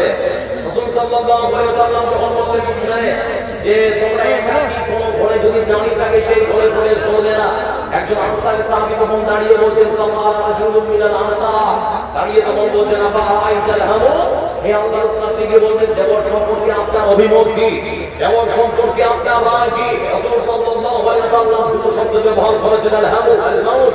আল হামু আল মাউত, দেবর হচ্ছে ভাবির জন্য মৃত্যু, অনুরূপ শালী হচ্ছে দুলাভাইয়ের জন্য মৃত্যু। দেবর হচ্ছে ভাবির জন্য মৃত্যুর কারণ, শালী হচ্ছে দুলাভাইয়ের জন্য মৃত্যুর কারণ। কিন্তু আমরা সভ্য সমাজের সভ্য মানুষ, বড় মেয়েকে বিয়ে দিয়েছি, আমার বাড়িতে যখন জামাই এসেছে, ছোট মেয়েটার বয়স 18 পার, ছোট মেয়েটাকে তখন তার মা সুন্দর করে প্লেট সাজিয়ে দিয়ে বলছে, তোর দুলাভাই ঘরে আছে, প্লেটটা নিয়ে যা, তোর দুলাভাই ঘরে আছে, প্লেটটা নিয়ে যা। একটা পর পুরুষকে ধরতে গেলে একটা পর পুরুষকে তার দুলাভাইয়ের সামনে গল্প করার জন্য নিজের মাইটাকে সুযোগ করে দিচ্ছে। একাকি সেই ঘরে কখনো শালী যেতে পারে না, যেটা আমরা গ্রাম্য ভাষায় ব্যবহার করে। শালী শব্দ ব্যবহার করার জন্য শালীকে দুলাভাইয়ের সঙ্গে একমত কখনো যেতে দেবেন না, ইসলাম নিষেধ করেছে। তার মানে দুলাভাই যেমন করে শালীর জন্য, শালী যেমন করে দুলাভাইয়ের জন্য মৃত্যুর কারণ, অনুরূপ দেবর হচ্ছে তার শালীর জন্য মৃত্যুর কারণ। এটা হয়তো বুঝতে পারেননি। লক্ষ্য করে দেখুন বন্ধু আমার, যদি ইসলামী রাষ্ট্র হতো, দেবর আর স্বামীর শারীরিক সম্পর্ক যদি প্রকাশ্যে চলে আসে, তাহলে পরে ইসলাম বলছে দেবরকে 100 লাঠি মেরে তাকে হয়তো এলাকা থেকে তাড়িয়ে দিতে হবে। দেবরটা বেঁচে গেল। বিবাহিত নারী পুরুষ ওরা যদি জেনারেলে লিপ্ত হয়, তাহলে ইসলাম বলেছে তাদেরকে হজম করতে হবে, তাদেরকে পৃথিবীর বুক থেকে বিদায় করতে হবে। বন্ধ কেন? দেবরের কারণে। বন্ধ কিসের জন্য? দেবরের কারণে। অনুরূপ শালী আর দুলাভাই শারীরিক সম্পর্ক যদি প্রকাশ্যে আসে, শালীকে 100 লাঠি দিয়ে তাকে এলাকা থেকে 1 বছরের জন্য তাড়িয়ে দিতে হবে, আর দুলাভাইকে হজম করতে হবে, তার মানে পৃথিবীর মধ্যে পাথর ছুঁড়ে তাকে হত্যা করতে হবে। এটা হচ্ছে ইসলামের বিধান। এসব ইসলাম বলতে চেয়েছে, এ দুলাভাই তোমরা শুনে দাও, মানুষ মৃত্যুকে যেমন করে ভয় করে, তোমরা তোমাদের শালীদেরকে দেখে সেরকম ভয় করো। হে ভাইরা তোমরা শুনে দাও, মানুষ মৃত্যু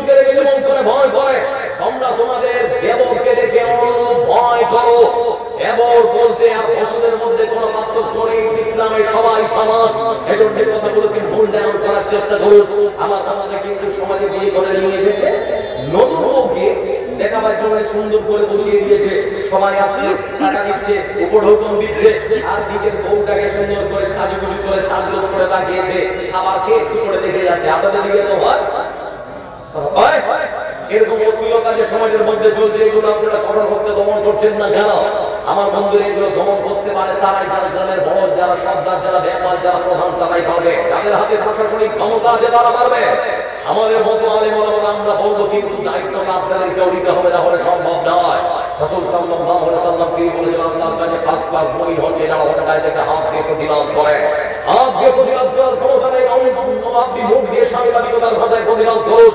তাও যদি না পারে অন্যায় কাজ অন্তর দিয়ে ঘৃণা করুন, সেটাও যদি আপনার না থেকে আপনি নিজেকে মুমিন বা মুসলমান কখনো মনে করতে পারেন না। এজন্য এই অশ্লীলতাগুলো বন্ধ করুন। গ্রামের মধ্যে যে হলুদ মাখামাই সেগুলো বন্ধ করুন। আমার বন্ধুরা, ইসলামে এগুলোর কোন কালচার কখনো হতে পারে না। ইসলামিক কালচার এগুলো কখনো হতে পারে না। ইসলামের মধ্যে এর কোন অনুমোদন নেই, এর কোন স্বীকৃতি নেই, টোটালি হারাম কোনটাই চলতে পারে না। আপনি দেখবেন আপনার স্ত্রীকে আপনি গল্প করার সুযোগ করে দিচ্ছেন আব্দুর রহমান আব্দুল জাফারের সঙ্গে, মানে বন্ধু আসছে, বন্ধুর কথা বলে যায়, আমার স্ত্রীর প্রশংসা করে, আমার স্ত্রীর সৌন্দর্যের প্রশংসা করে, আর আমি শুনছি, আর আমার খালি ভিতরে খালি গদ গদ, মানে আমিও তো মানে খুব মানে ফুলছি আর কি, যে আমার স্ত্রীর প্রশংসা চলছে। এই চলতে চলতে চলতে চলতে বিয়ের ঠিক 6 মাস হয়েছে, আর একটা ছেলে হয়ে গেছে। বিয়ের ঠিক 6 মাস হয়েছে, আর একটা ছেলে হয়ে গেছে। স্বামী তখন বলছে, এই ছেলেটা আমার না, ছেলে কোথায় পারি বল? ছেলেটা বাড়ি কোথায় বলে? স্ত্রী তখন বলছে, স্বামী যা মতাবাদ লাগাবেন না, এটা আপনারই সন্তান, এটা আপনারই সন্তান। আর ইসলাম বলেছে আলবাদা বলে ফেরাস, বিছানা যার বাচ্চা তারা। আমার বন্ধুরা, কিন্তু আপনি আপনার বন্ধুর সঙ্গে আপনার স্ত্রীর কথা প্রমাণ করার সুযোগ করে দিয়েছেন, এই জন্য আপনার সন্দেহ হচ্ছে না জানি আমার স্ত্রী হয়তো কোনো জায়গা থেকে অবৈধ কোনো কর্মে পড়ে এসেছে, এটাই হচ্ছে তার সন্তান, এটা আমার নয়। কিন্তু বারবার স্ত্রী বলছে যে না, এটা তোমারই সন্তান, অন্য কারো নয়। এবারে যদি আপনি সমাধান দিতে চান, তাহলে আল্লাহর কোরআন দেখুন, হামদুহু ওয়া ফিসালুহু 30 শাহরা। আমার বন্ধুরা, এরকম আমরা সমাজের মধ্যে শুনতে পাচ্ছি। আল্লাহ রাব্বুল আলামিন তিনি বলেছেন, হামদুহু ওয়া ফিসালুহু 30 শাহরা। একজন মা তার সন্তানকে গর্ভে ধারণ করবে, ভূমিষ্ঠ করার পর বুকের দুধ পান করাবে, বয়স হচ্ছে 30 মাস। সুবহানাল্লাহ, মাস 30 মাস, এই দুটোর বয়স হচ্ছে 30 মাস। মানে বুক পেটে ধরবে, মিষ্ট করার পর বুকের দুধ পান করাবে, এই দুটোর বয়স হচ্ছে 30 মাস। অন্ততকে বলা হচ্ছে হাওলাই রিকামিয়াই, একজন মা তার সন্তানকে শুধুমাত্র বুকের দুধ পান করাবে 2 বছর ধরে। আর আপনারা বলুন, 1 বছর সমান 6 মাস, তাহলে 2 বছর সমান 2 মাস, 24 মাস। মোট ছিল 30 মাস। যারা 30 মাস থেকে যদি 24 মাস বাদ দেন, কত থাকবে? 6 মাস। তার মানে কোন মহিলা, কোন মেয়ের, কোন স্ত্রীর যদি 6 মাস পূর্ণ হওয়ার সঙ্গে সঙ্গে 6 মাস পূর্ণ হয়েছে আর কোন সন্তান যদি প্রসব করে, তার স্বামীর কোন সুযোগ নেই, সেই সন্তানকে সন্তান বলে মেনে নিতে হবে, অপবাদ লাগাতে পারবেন না। এজন্য বলছে সুন্দর সমাজ আপনাকে ঠিক পেতে হবে। এজন্য আপনার স্ত্রীকে আপনি যে মহামূল্যবান সম্পদ হিসেবে বাড়িতে নিয়ে এসেছেন, ওটা আপনার সম্পদ। অন্য কোথাও কেমন করে যায়, কি করে যায়, এটা আপনাকে দেখতে হবে। আপনি স্বামী, মা বোন যারা আছে, বলতে বলতে বলতে বলতে এবার শেষাংশে আপনাদের জন্য আর একটা হাদিস বলছি। এতক্ষণ তো আপনাদের জন্য অনেক কথা বলা হলো। এবার নারীদের সম্পর্কে রাসূল সাল্লাল্লাহু আলাইহি ওয়াসাল্লাম তিনি বলছেন, নারীরা তোমরা যদি 4 খারাপ কাজ করো, তাহলে তোমাদের জন্য জান্নাতের দরজা খোলা। 4 খারাপ যদি কাজ করো, তাহলে পরে তোমাদের জন্য দরজা খোলা। রাসূল সাল্লাল্লাহু আলাইহি ওয়াসাল্লাম তিনি বলেন, হে নারীরা, প্রথম নাম্বার যেটা, সেটা হলো 5 ওয়াক্তের সালাত আদায় করতে হবে, 5 ওয়াক্তের নামাজ পড়তে হবে, 5 ওয়াক্তের নামাজ, পবিত্র রমজানের সিয়াম। তুমি তোমার নিজের ইজ্জতের হেফাজত করবে। চতুর্থ নাম্বার যেটা, সেটা হলো তুমি তোমার স্বামীর খিদমত করবে। তোমার স্বামীর খিদমত করতে হবে, স্বামীর সেবা করতে হবে। প্রথম নাম্বার বলা হলো বন্ধু আমার 5 ওয়াক্তের নামাজ। আমরা কভার করে দিতে পারছি, আমরা কভার করব। আজকে ফজর পড়েছেন কে কে? একটু হাত তুলবে। এই ফজর, আচ্ছা, সারা পৃথিবীর মানুষ যদি নামাজ না পড়ে, আল্লাহর ক্ষতি হবে, ক্ষতি হবে। আল্লাহর পজিশন থেকে আল্লাহ আমরা একটা ভিডিও নামাতে পারবো না। তবে একটা কথা আপনাদেরকে বলি, আল্লাহ মাল মাসাবতিল আবদি ওয়াল কিয়ামা, as-সালাহ। প্রথম যদি নিজের হিসাব দেওয়া হবে, আসলে ময়দানে সেটা জিজ্ঞেস করা হবে নামাজ পড়েছে, তখন কি করবেন? আল্লাহর কাছে মুখ দেখাবেন কেমন করে। কেমন করে ঘুমাও তুমি ফজর পরে কাজা এমন চলতে পারে জগতে জানাজা মুসলিম হয় না জন্ম নিলেই মুসলমানের ঘরে কাফের মুমিন তফাৎ হয় সালাতের উপরে মুসলিম হয় না জন্ম নিলেই মুসলমানের ঘরে কাফের মুমিন তফাৎ হয় নামাজের উপরে এই জীবনে সালাত যেন এই জীবনে নামাজ যেন হয় না তবু কাজা এমন তো হতে পারে জহরে জানাজা মানুষ এমন তো হতে পারে জহরে জানাজা বেনামাজি পাবে না নবী শাফায়াত তো যখন হবে শেষ ঠিকানা আঘাতার আঘাত বেনামাজি পাবে না গায় নবী শাফায়াত তো যখন হবে শেষ ঠিকানা আঘাতার আঘাত নামাজ বিনে বড় পারে নামাজ বিনে বড় পারে পাবে না তো জাযা এমন তো হতে পারে জহরে জানাজা মানুষ এমন তো হতে পারে জহরে জানাজা সবাই শেষাংশে বলি নামাজ পড়বো ইনশাআল্লাহ ইনশাআল্লাহ ইনশাআল্লাহ ইনশাআল্লাহ রাসূল সাল্লাল্লাহু আলাইহি ওয়াসাল্লাম তিনি বলেছেন নারী নামাজ ওয়াক্তের নামাজ পবিত্র রমজানের অবশ্যই আমাদের স্বামীর অনুমতি প্রয়োজন নেই রাখলেও যদি না বলে মারা যাবে না নবম সিয়ামের জন্য বলা হচ্ছে স্বামীর অনুমতি প্রয়োজন আছে স্বামীর অধিকার বোঝাবার জন্য তবে কোন স্বামীকে নিষেধ না করাই ভালো কোন স্বামীকে নিষেধ না করাই ভালো পবিত্র রমজানের সিয়াম তারপরে বলা হচ্ছে এই দিনের হেফাজত যদি করতে পারো তারপরে বলা হচ্ছে তোমরা যদি তোমার স্বামী ঠিক মতো করতে পারো রান্না সেরে দাও জান্নাতের 8টা দরজা তোমার জন্য খুলে দেওয়া হয় যেটা দিয়ে খুশি সেটা দিয়ে প্রবেশ করতে পারো যেটা দিয়ে খুশি সেটা দিয়ে প্রবেশ করতে পারো এসব নাম বলতে হবে সময় করার জন্য আল্লাহ রাব্বুল আলামিন রাসূলের এই করে দিক নির্দেশনা দিয়েছেন তারপরে বলা হচ্ছে বন্ধু আমার আমি এগুলা দিন মানে এমন জিনিস আর সমাজের পুলিশ বন্ধু তোমরা শুনে নাও রাসূল সাল্লাল্লাহু আলাইহি ওয়াসাল্লামের আরেক কি দিক নির্দেশনা অনেক সময় রাসূল সাল্লাল্লাহু আলাইহি ওয়াসাল্লাম নিজে নিজে নিয়ে ঘুরতে বেরিয়েছে বর্ণে হাদিস এসেছে বন্ধু আমার অনেক সময় রাসূল সাল্লাল্লাহু আলাইহি ওয়াসাল্লাম তার স্ত্রী আয়েশাকে সঙ্গে করতে গিয়েছেন বেরিয়েছেন যখন তার সঙ্গে রাসূলের সাহাবীরাও ছিল তাহলে বলছেন তোমরা একটু আগে বাড়ো তোমরা একটু আগে বাড়ো যখন ওরা চলে গেছিল আয়েশা যখন এসে তখন দেখছে অন্তঃপুরে যে তুমি যে ওই জিনিসটা দেখতে পাচ্ছ চলো ওখানে আমরা কি আগে পৌঁছাই রাসূলুল্লাহ সাল্লাল্লাহু আলাইহি ওয়াসাল্লাম তিনি এবং তার স্ত্রী আয়েশা রাদিয়াল্লাহু তাআলা আনহা দুজনে দৌড় দিয়েছে অন্তঃপুরে পৌঁছে গেলেন সর্বপ্রথম আয়েশা রাদিয়াল্লাহু তাআলা রাসূল সাল্লাল্লাহু আলাইহি ওয়াসাল্লাম তিনি যখন ফলন করে পৌঁছলেন আয়েশা রাদিয়াল্লাহু তাআলা আনহা তিনি যখন বলেন হুজুর আপনাকে হারিয়ে দিয়েছি আপনি কিন্তু আমার সঙ্গে দৌড় প্রতিযোগিতায় পারলেন না স্বামী আর স্ত্রীর মধ্যে দাম্পত্য ভালোবাসা অতটা আল্লাহ রাসূল চাইলে কিন্তু জিততে পারতেন কিন্তু একটু জিতিয়ে দিয়েছেন আজকে আরেকদিন দৌড় প্রতিযোগিতা হলো বন্ধু আমার আরেকদিন দৌড় প্রতিযোগিতা হয়েছে সেই দৌড় প্রতিযোগিতায় রাসূল সাল্লাল্লাহু আলাইহি ওয়াসাল্লাম তিনি বক্তব্যে আগে পৌঁছে গেলেন আয়েশা রাদিয়াল্লাহু তাআলা আনহা তিনি বলছেন আমি আগের দিন থেকে আজকের দিন যে দৌড়ালাম আমার শরীরের কিছুটা মাংস হয়ে গেছে আমার ভারী হয়ে গেছে শরীরটা আমি যে পৌঁছলাম রাসূলের কাছে পৌঁছলাম হাঁপাতে হাঁপাতে যাওয়ার পরে আমার রাসূল সাল্লাল্লাহু আলাইহি ওয়াসাল্লাম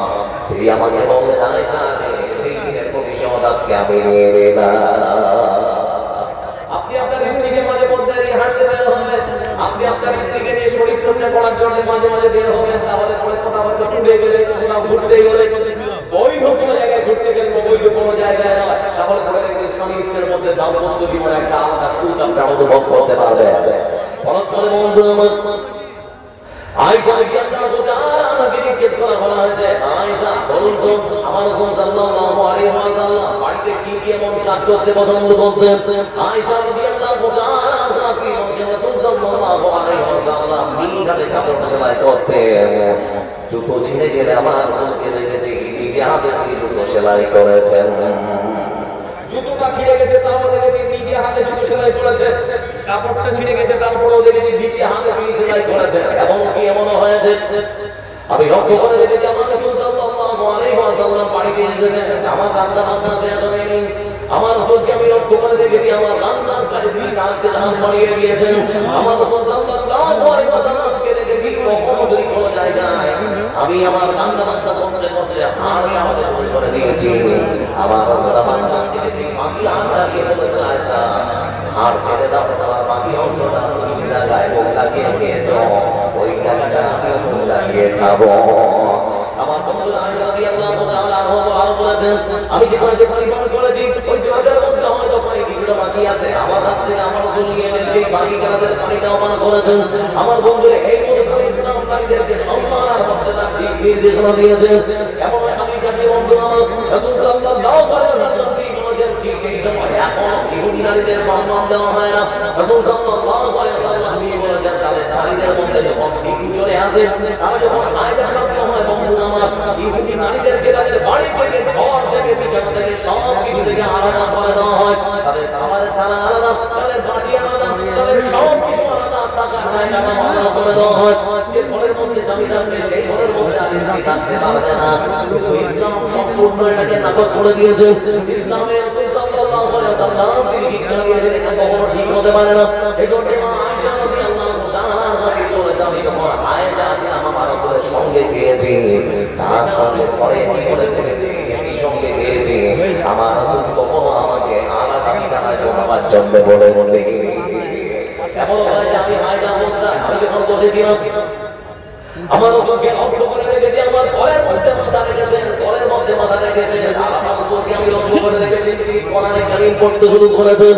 এজন্য এখানে বসে আছেন এই মতো করে স্বামীরা যদি তার স্ত্রীর খেয়াল আল্লাহকে বন্ধ আমার তাহলে পরে স্বামী আর স্ত্রীর দাম্পত্য জীবনটা সুখময় হয়ে যাবে, ঝগড়াঝাটি আর বড় হবে না। একজন অপরজনের খেয়াল রাখুন, একজন অপরজনের সম্মান এবং মর্যাদা রক্ষা করুন, তাহলে পরে আল্লাহ রাব্বুল আলামিন পৃথিবীর পূজা আপনাদেরকে সম্মানিত করে দেবে। লক্ষ্য করে দেখুন বন্ধুরা আমার বিশ্বনবী সাল্লাল্লাহু আলাইহি ওয়াসাল্লাম তার বাড়িতে খাবার দাবার খাদ্যের জন্য কিন্তু ভালোবাসায় ঘরটা পরিপূর্ণ ছিল।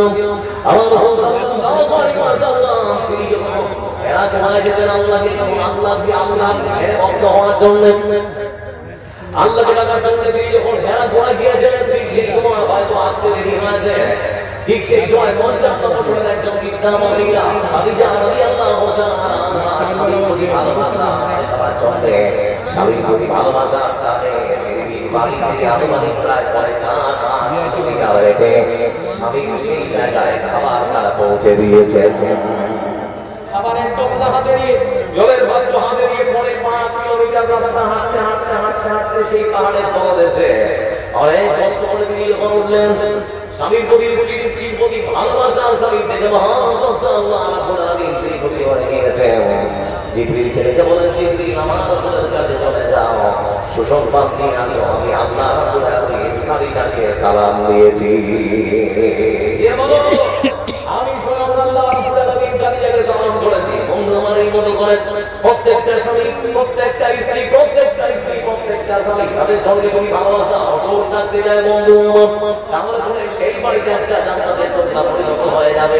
এই পৃথিবীর মধ্যে আপনি যত কোটি টাকা ইনকাম করুন না কেন স্ত্রীর যদি আপনার পড়াশোনা হয় স্ত্রীর বাপুকে যদি আপনাকে খারাপ ভাষায় গাল বন্ধ চলতে হয় তাহলে পরে নিজেকে ভিখারি মনে হয়। আর আপনি যদি কোটি টাকা যদি আপনি রিক্সা চালান আর বাড়িতে এসে যদি আপনার স্ত্রীর ভালোবাসাটা আপনি ঠিক মতো পান তাহলে নিজেকে কোটি কোটি কোটি কোটি মনে হয়। বলছিলাম বন্ধুরা আপনাদের সঙ্গে নারীর অধিকার সম্পর্কে ইসলাম বলছে তোমার মার সম্মান বাড়াতে বাড়াতে রাসূল সাল্লাল্লাহু আলাইহি ওয়াসাল্লাম যেটা বলেছেন সেটা হচ্ছে মায়ের পায়ের দিকে যাত্রা। আপনি যুদ্ধে যাওয়ার জন্য প্রস্তুতি হচ্ছে, আল্লাহ রাসূলের কাছে সাহাবী এসেছেন বলে আল্লাহ রাসূল আমি যুদ্ধে যেতে চাই। আল্লাহ রাসূল জিজ্ঞেস করলেন তোমার বাড়িতে কে কে আছে? বলে আমার বৃদ্ধ বাবা বৃদ্ধ মা। আল্লাহ রাসূল নিষেধ করলেন না তুমি বাড়ি চলে যাও, তোমার মা এবং তোমার বাবার খিদমত করো। এমন হাদিসে এসেছে যুদ্ধের দাওয়াত আপনি যখন দিয়েছেন বেরিয়ে আসলাম আমার বাবা আমার মা কান্না করছে, আল্লাহ রাসূলের কথা বলতে আমি কি করব? আল্লাহ রাসূল বললেন তোমার মা তোমার বাবার কাছে চলে যাও, যাও, তাদের খেদমত করো, যুদ্ধে তোমাদেরকে যেতে হবে না। আমার বন্ধুরা, এই মতো করে ইসলাম নারীদেরকে সম্মান দিয়েছে মা হিসেবে। তার মানে তাদের সম্মান বাড়াতে বাড়াতে বাড়াতে বাড়াতে মায়ের পায়ের নিচে জান্নাতের ঘোষণা তিনি দিয়েছেন। তিনি আর কেউ নন, তিনি হচ্ছেন মুহাম্মদ মুস্তাফা সাল্লাল্লাহু আলাইহি ওয়াসাল্লাম। আজকে ইতিহাস যদি আপনারা ঘুরে দেখেন, তাহলে পরে আপনারা হয়তো লক্ষ্য করে দেখবেন সতীদাহ প্রথা বন্ধ করেছে কে, বিধবা বিবাহ আইন চালু করেছে কে। তাহলে পরে আপনারা হয়তো কিছু মানুষের নাম দেখবেন, ঈশ্বরচন্দ্র বিদ্যাসাগর, রাজা রামমোহন রায়। বিধবা বিবাহ আইন বন্ধ করেছে, চালু করেছে কে? ঈশ্বরচন্দ্র বিদ্যাসাগর, রাজা রামমোহন রায়। এদের জীবনী হয়তো আপনারা বলেন, কিন্তু আমি আপনাদেরকে বলতে যাচ্ছি, যারা মুখে বলেছেন কাজে পরিণত করতে পারেনি, সেই জন্য এরা কোনো বিধবা নারীকে বিয়ে করেনি। রাসূল সাল্লাল্লাহু আলাইহি ওয়াসাল্লাম আমাদের জন্য এমনি রোল মডেল নন, আমাদের জন্য এমনি আদর্শ নন। আমার নবী রাসূল সাল্লাল্লাহু আলাইহি ওয়াসাল্লাম বিধবাদের বিয়ে করতে হবে তিনি শুধুমাত্র মুখে বলেননি। 25 বছরের একজন টকবকে যুবক হওয়ার পর তিনি বিয়ে করেছেন যে মহিলাকে, আমার বন্ধুরা বয়সটা আনুমানিক 40 বছর। তাহলে তারা চিন্তা করে দেখুন, রাসূল সাল্লাল্লাহু আলাইহি ওয়াসাল্লাম মুখে বলেছেন, কাজেও পরিণত করেছেন। এজন্য রাসূল সাল্লাল্লাহু আলাইহি ওয়াসাল্লাম তিনি হচ্ছেন আমাদের জন্য আদর্শ, তিনি হচ্ছেন আমাদের জন্য রোল মডেল। যুবক ভাই আমার, এই মতো রাসূলের আদর্শ যদি সত্যি আমরা মেনে নিতে পারি, আমরা একটা সুন্দর সমাজ পাবো, সুন্দর পরিবার পাবো। আমাদের পরিবারের আসল মানুষটা যদি ভালো হয়, আমাদের পরিবারের মালকিনটা যদি ভালো হয়, পরিবারটা ভালো হবে। পরিবারের মা, পরিবারের দায়িত্বপ্রাপ্ত মহিলার যদি ভালো না হয়, তাহলে সেই পরিবারে যদি কখনো ভালো ছেলে আশা করবেন না, ভালো ছেলে কখনো আশা করবেন না। যারা বড় বড় আলেম, যারা বিজ্ঞান, যারা হয়তো পৃথিবীর বুকে সমাজের সেবক, যারা হয়তো বড় বড় দিন শিক্ষা অর্জন করেছে, তাদের জীবনী পড়ে দেখুন, নিশ্চয়ই তারা ভালো মায়ের সন্তান, সুসন্তান আল্লাহর কাছে দোয়া করতে হবে। সুসন্তান, তাহলে তারা সুসন্তান পাবে, তাহলে তারা সুসন্তান কখনো আশা করা যায় না। রাসূলের আদর্শ নামের যদি আপনি সুসন্তান আশা করেন, তাহলে অসম্ভব, কখনো সম্ভব নয়। আর এই সন্তান বড় হয়ে আসবে।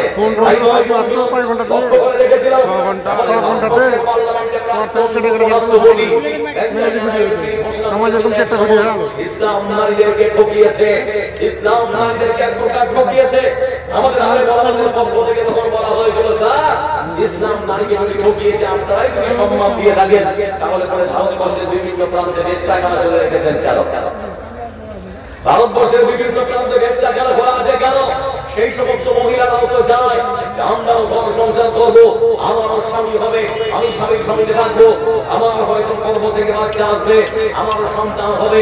কিন্তু সেই সমস্ত মহিলারা তাদের দেহ বিক্রি করে আজকে রোজগার করছে কেন? আমার বন্ধুরা শুধু দিয়ে জানে, আমাদের ভারতবর্ষের বিভিন্ন প্রান্তে লক্ষ্য করে রেখেছি যে বৃদ্ধাশ্রম খোলা আছে। বৃদ্ধাশ্রম বলতে সেখানে আপনার বাবা মা যদি বুড়ো হয়ে যায়, তাহলে সেই বৃদ্ধাশ্রমে রেখে আসতে হবে। ইসলাম এটাকে সম্পূর্ণ নাকচ করেছে। আমার বন্ধু ইসলাম বলেছে, ওয়াকাদা রাব্বুকা আল্লা তা'বুদু ইল্লা ইয়্যাহু ওয়া বিল ওয়ালিদাইনি ইহসানা। আল্লাহ রাব্বুল আলামিন বলেছেন, তোমার আল্লাহর ইবাদতের পরে পরে তোমার জন্য যেটা সবথেকে বড় দায়িত্ব এবং কর্তব্য, সেটা হচ্ছে তোমার বৃদ্ধ মা এবং বাবা রাখতে হবে। বৃদ্ধ মা এবং বাবার খেয়াল রাখতে হবে। এটা সন্তানের উপরে অপরিহার্য, কারণ আপনার মা আর বাবা পৃথিবীতে বেঁচে আছে, মনে রাখতে হবে আপনার জান্নাত পৃথিবীর বুকে ভরা আছে। এই পৃথিবীর বুকে সৌভাগ্যবান সন্তান হচ্ছে সে, যে নিজের বাবা এবং মাকে রাজি আর খুশি করতে পেরেছে। বাবা মা রাজি আর খুশি তো আল্লাহ রাজি খুশি, বাবা মা বেজার তো আল্লাহ বেজার। এজন্য বৃদ্ধ বাবা মা যাদের আছে, আপনাদেরকে অন্য বিনয় করে বলছি, বাবার খিদমত করুন, আল্লাহর জান্নাত তারা সুন্দর করে কিনে নিন। এই সুন্দরভাবে সমাজ গঠনের জন্য রাসূল সাল্লাল্লাহু আলাইহি ওয়াসাল্লাম সুন্দরভাবে দিক নির্দেশনা দিয়েছেন, নারীদেরকে মডেল দিবেন লোক নেই। কিন্তু বর্তমান সময় নারীরা সবথেকে বেশি হাটে এবং বাজারে। রাসূল সাল্লাল্লাহু আলাইহি ওয়াসাল্লাম তাদের বিধান সুন্দর করে হাদিস বলেছেন। রাসূল সাল্লাল্লাহু আলাইহি ওয়াসাল্লাম তিনি বলেছেন, নিসাউন কাসিয়াতুন আরিয়াতুন মুমিনাতুন মাইলাতুন রাসূল সাল্লাল্লাহু আলাইহি ওয়াসাল্লামের হাদিস সময় একটা এমন আসবে তোমরা লক্ষ্য করে দেখবে যে নারীরা তারা কাপড় পরে আছে কিন্তু তারপরও দেখে মনে হবে যে উলঙ্গ। আজকে আপনাদের যে বাজার লেগেছে যেখানে মেলা লেগেছে এই মেলাতে আপনারা লক্ষ্য করে দেখবেন বিশেষ করে যারা এখন মেলায় ঘুরছে ওরা আপনাদের মেয়ে বা আপনার স্ত্রী আপনার বোন আপনার মা হলে হয় কিন্তু আপনার বোন আপনার মা আপনার স্ত্রী আজকে বেপরদায় চলছে কেন? বেপরদায় চলবে কেন? আমার বন্ধু রাসূল সাল্লাল্লাহু আলাইহি ওয়াসাল্লামের হাদিসকে উপেক্ষা করে ওই সমস্ত নারী আজকে বেপরদায় চলছে। বেপরদা নারীর সতীত্ব সংকল্পের দায়িত্ব আল্লাহর কাছে থাকে না। মা বোন যারা আছে আপনাদেরকে ছোট্ট একটা উদাহরণ দিয়ে আজকে বক্তব্য শেষ করে দেব। আপনি আপনার অধিকার কেমন করে বুঝে নেবেন? আপনি আপনার অধিকার কেমন করে বুঝে নেবেন? কারণ বর্তমান ভারতবর্ষের মুসলমান তাদের ভালো কারণে স্বাধীনতা পায় না, এদের কোনো কারণে হত্যা আছে। বাপজান যারা শেষ পর্যন্ত বসে আছে শেষাংশে যদি আপনাদের সামনে একটা ঘটনা উপস্থাপন করছি। আমেরিকার মাটিতে এখন বর্তমানে যিনি রাষ্ট্রপ্রধান ডোনাল্ড ট্রাম্প তার পূর্ববর্তী জো বাইডেনের আমলে আমার এক বোন যার নাম লিসা ভ্যালেন্টাইন তার কি করে দেখছিলাম যুবতী বোন আবার এখান থেকে অনেক আছে। আজকে আল্লাহ তোমাকে যৌবন দিয়েছে, তোমার জন্য ছোট্ট দূর একের পরামর্শ বিয়ের পরে দু চার ছেলের মা হলে পরে রং ধরে যৌবন জং ধরে শেষ। বিয়ের পরে দু চার ছেলের মা হলে পরে রং ধরে যৌবন জং ধরে শেষ। এই রূপ এই যৌবন তোমার চিরদিন থাকবে না। এই রূপ এই যৌবন অনেক সময়ের জন্য অল্প সময়ের জন্য এটা তোমার স্বামীর জন্য সংরক্ষণ করে রাখার দায়িত্ব তোমার। সংরক্ষণ করে রাখার দায়িত্ব তোমার। কেমন করে তুমি তোমার অধিকার রক্ষা করবে শুনে নাও। আমি কলম পত্রিকার হেডলাইনে দেখলাম যে আমার বোন লিসা ভ্যালেন্টাইন তিনি যখন খ্রিস্টান ধর্মাবলম্বী খ্রিস্টান একজন মহিলা তো তিনি ইসলামের কিছু ভালো দিক দেখেছেন, ইসলামের কিছু ভালো দিক তিনি দেখেছেন। দেখার পরে তিনি কালেমা পড়ে মুসলমান হওয়ার সিদ্ধান্ত নিয়েছেন। সেজন্য কালেমা পড়ার জন্য তিনি প্রস্তুতি নিয়েছেন। একজন আলেমের কাছে গেছেন। আপনি যে মন বসে এখন ধরে একজন আলেমের কাছে গেছেন তো তার শরীরের পোশাক দেখে তখন এই পোশাক পরে তুমি যদি কালেমা পড়ে মুসলমান হও তারপরে তোমাকে পৃথিবীর বুকে তোমাকে নিরাপত্তা দেবে না। পরকালে আল্লাহর জান্নাত তুমি পাবে না। তোমাকে সুন্দর ঘিরে ঢালা একখানা পোশাক পরতে হবে। বলছে যে তোমাকে বরখা পরার জন্য আমি বিধান দিচ্ছি, পরামর্শ দিচ্ছি। কারণ আমার বোন লিসা ভ্যালেন্টাইন একজন আমার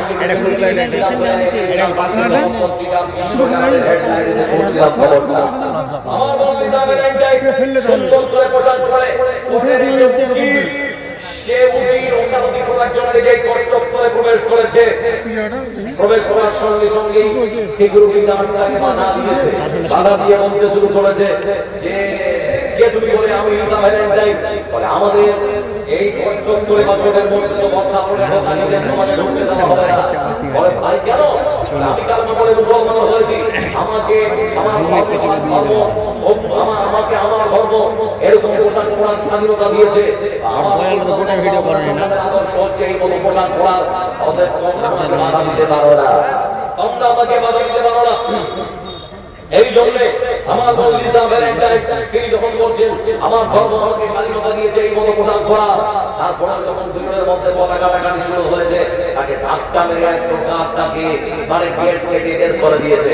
তো জোর করে যখন গেটের ভিতরে প্রবেশ হলো ঠিক সেই সময় বিচারক বসে আছে এই মতো করে নিজে আসলে বিচারপতি তখন বলছেন লিসা ভ্যালেন্টাইন থামো, লিসা ভ্যালেন্টাইন থামো।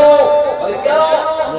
তুমি কেন বরখা পরে এসেছো? তুমি কি জানো না আমেরিকান সংবিধানে বরখা পরে কোর্ট চত্বরে ঢোকা প্রবেশে নিষেধ আছে, তারপরে ঢুকেছো কেন? আমার লিসা ভ্যালেন্টাইন যখন বলছে স্যার আপনি বলছেন কেন? আপনি আমার স্বাধীনতা হস্তক্ষেপ করছেন কেন? বলে আমার বরখা পরবো না, আমি কি করবো সেটা আমার ব্যক্তিগত স্বাধীনতা, আপনি বলতে পারেন না। তখন বিচারপতি বলছে না তোমাকে আমাদের আইন মানতেই হবে। ঠিক সেই সময় আমার বোন লিসা ভ্যালেন্টাইন তিনি যখন বলছেন স্যার সত্যি যদি আপনি বলেন আমার আপনার কথা মানতে হবে তাহলে পরে আমার একটা ছোট্ট পরামর্শ বলে সেটা কি? বলে আপনি বিচারপতি আসলে বসেছেন, আপনি আপনাদের সুন্দর করে একটা পোশাক আছে, আপনার পরনে একটা সুন্দর করে পট আছে, আপনার পরনে দেখতে পাচ্ছি সুট আছে, সুন্দর করে পোশাক পরে আপনি আপনার আসলে বসেছেন। আপনার বেলায় যদি কোনো অন্যায় না হয় আমার বেলায় অন্যায় কেন? অত কথা শোনা হবে না, তোমাকে যেটা বলছি সেটা শুনে নাও, এই পোশাক তোমাকে পাল্টাতে হবে। সর্বশেষ তখন বলা হচ্ছে যদি মনে করেন আমাকে পড়তে হবে, তাহলে আমার একটা শর্ত আছে। বলে সত্য কি? আপনার বিচারপতিরা শোনে আপনাকেও গেঞ্জি পরে আর জ্যাঙ্গিয়া পরে উঠতে হবে। এই পরামর্শ যখন দেওয়া হয়েছে, বিচারপতি তখন বলছে কেন?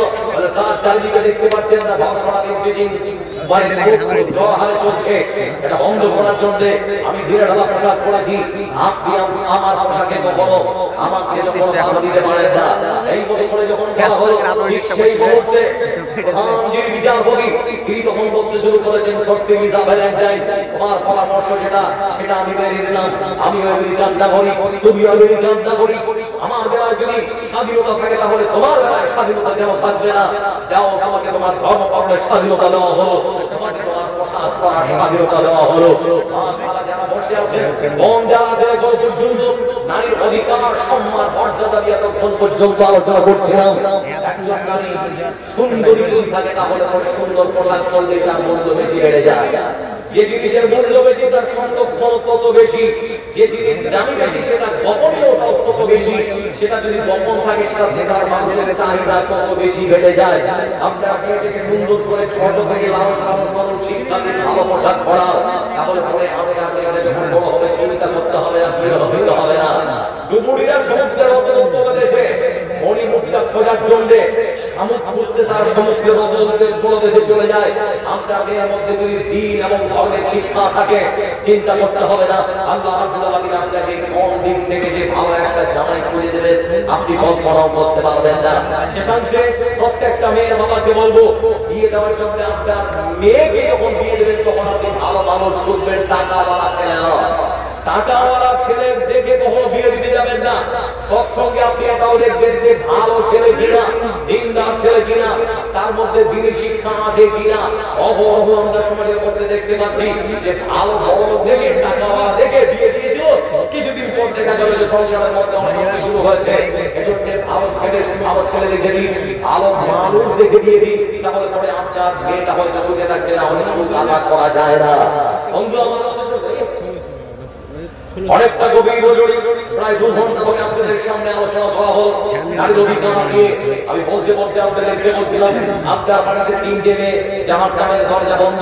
আপনার বাড়িতে 3টে মেয়ে, আচ্ছা আপনার বাড়িতে 3টে মেয়ে, জানতে হবে আপনার জন্য জান্নাতের দরজা খোলা। আপনার বাড়িতে 2টো মেয়ে, জানতে হবে রাসূল সাল্লাল্লাহু আলাইহি ওয়াসাল্লামের সঙ্গে থাকার সুযোগ। আপনার বাড়িতে আপনার বাবা মা বেঁচে আছে, আপনি ছেড়ে দিন, জান্নাতের দরজা আপনার জন্য খোলা। বাবা মাকে রাজি খুশি করতে পারলে আপনার জন্য জান্নাত। তাহলে পরে জান্নাত যাওয়ার অনেকগুলো সুযোগ আছে। মা বোন যারা আছে, আপনাকেও বলি, আপনার বাড়ি আপনার স্বামী আছে, জানতে হবে আপনার জন্য জান্নাত।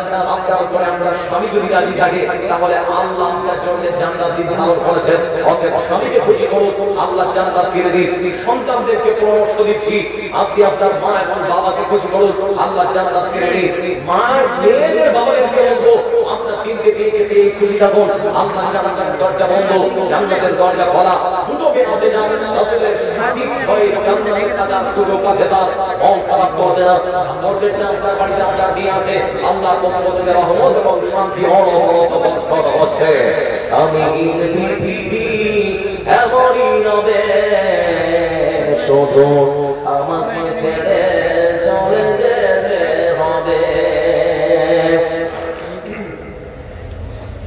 আসলে সজনেরা কাঁদবে আপনেরা,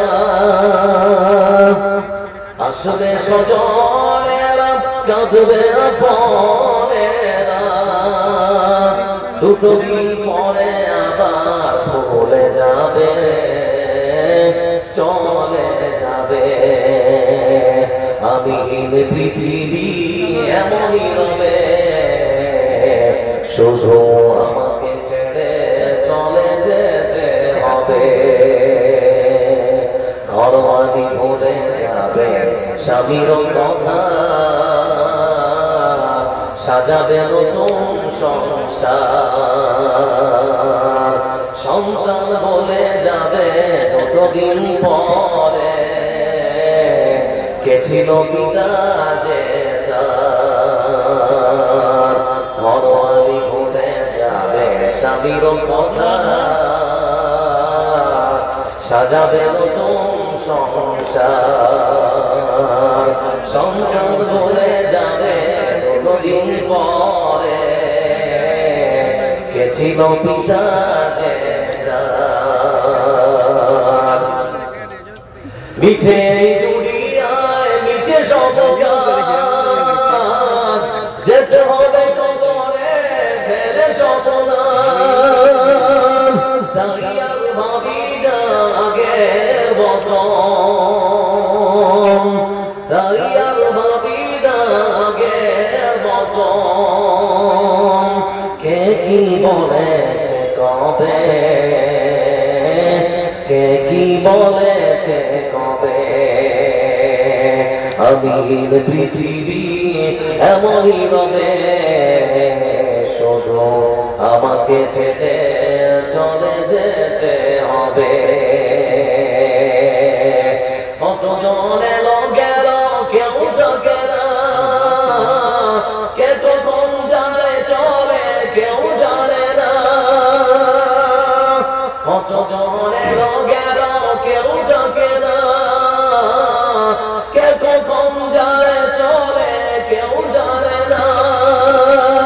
তাই আর ভাবি না আগের মতন,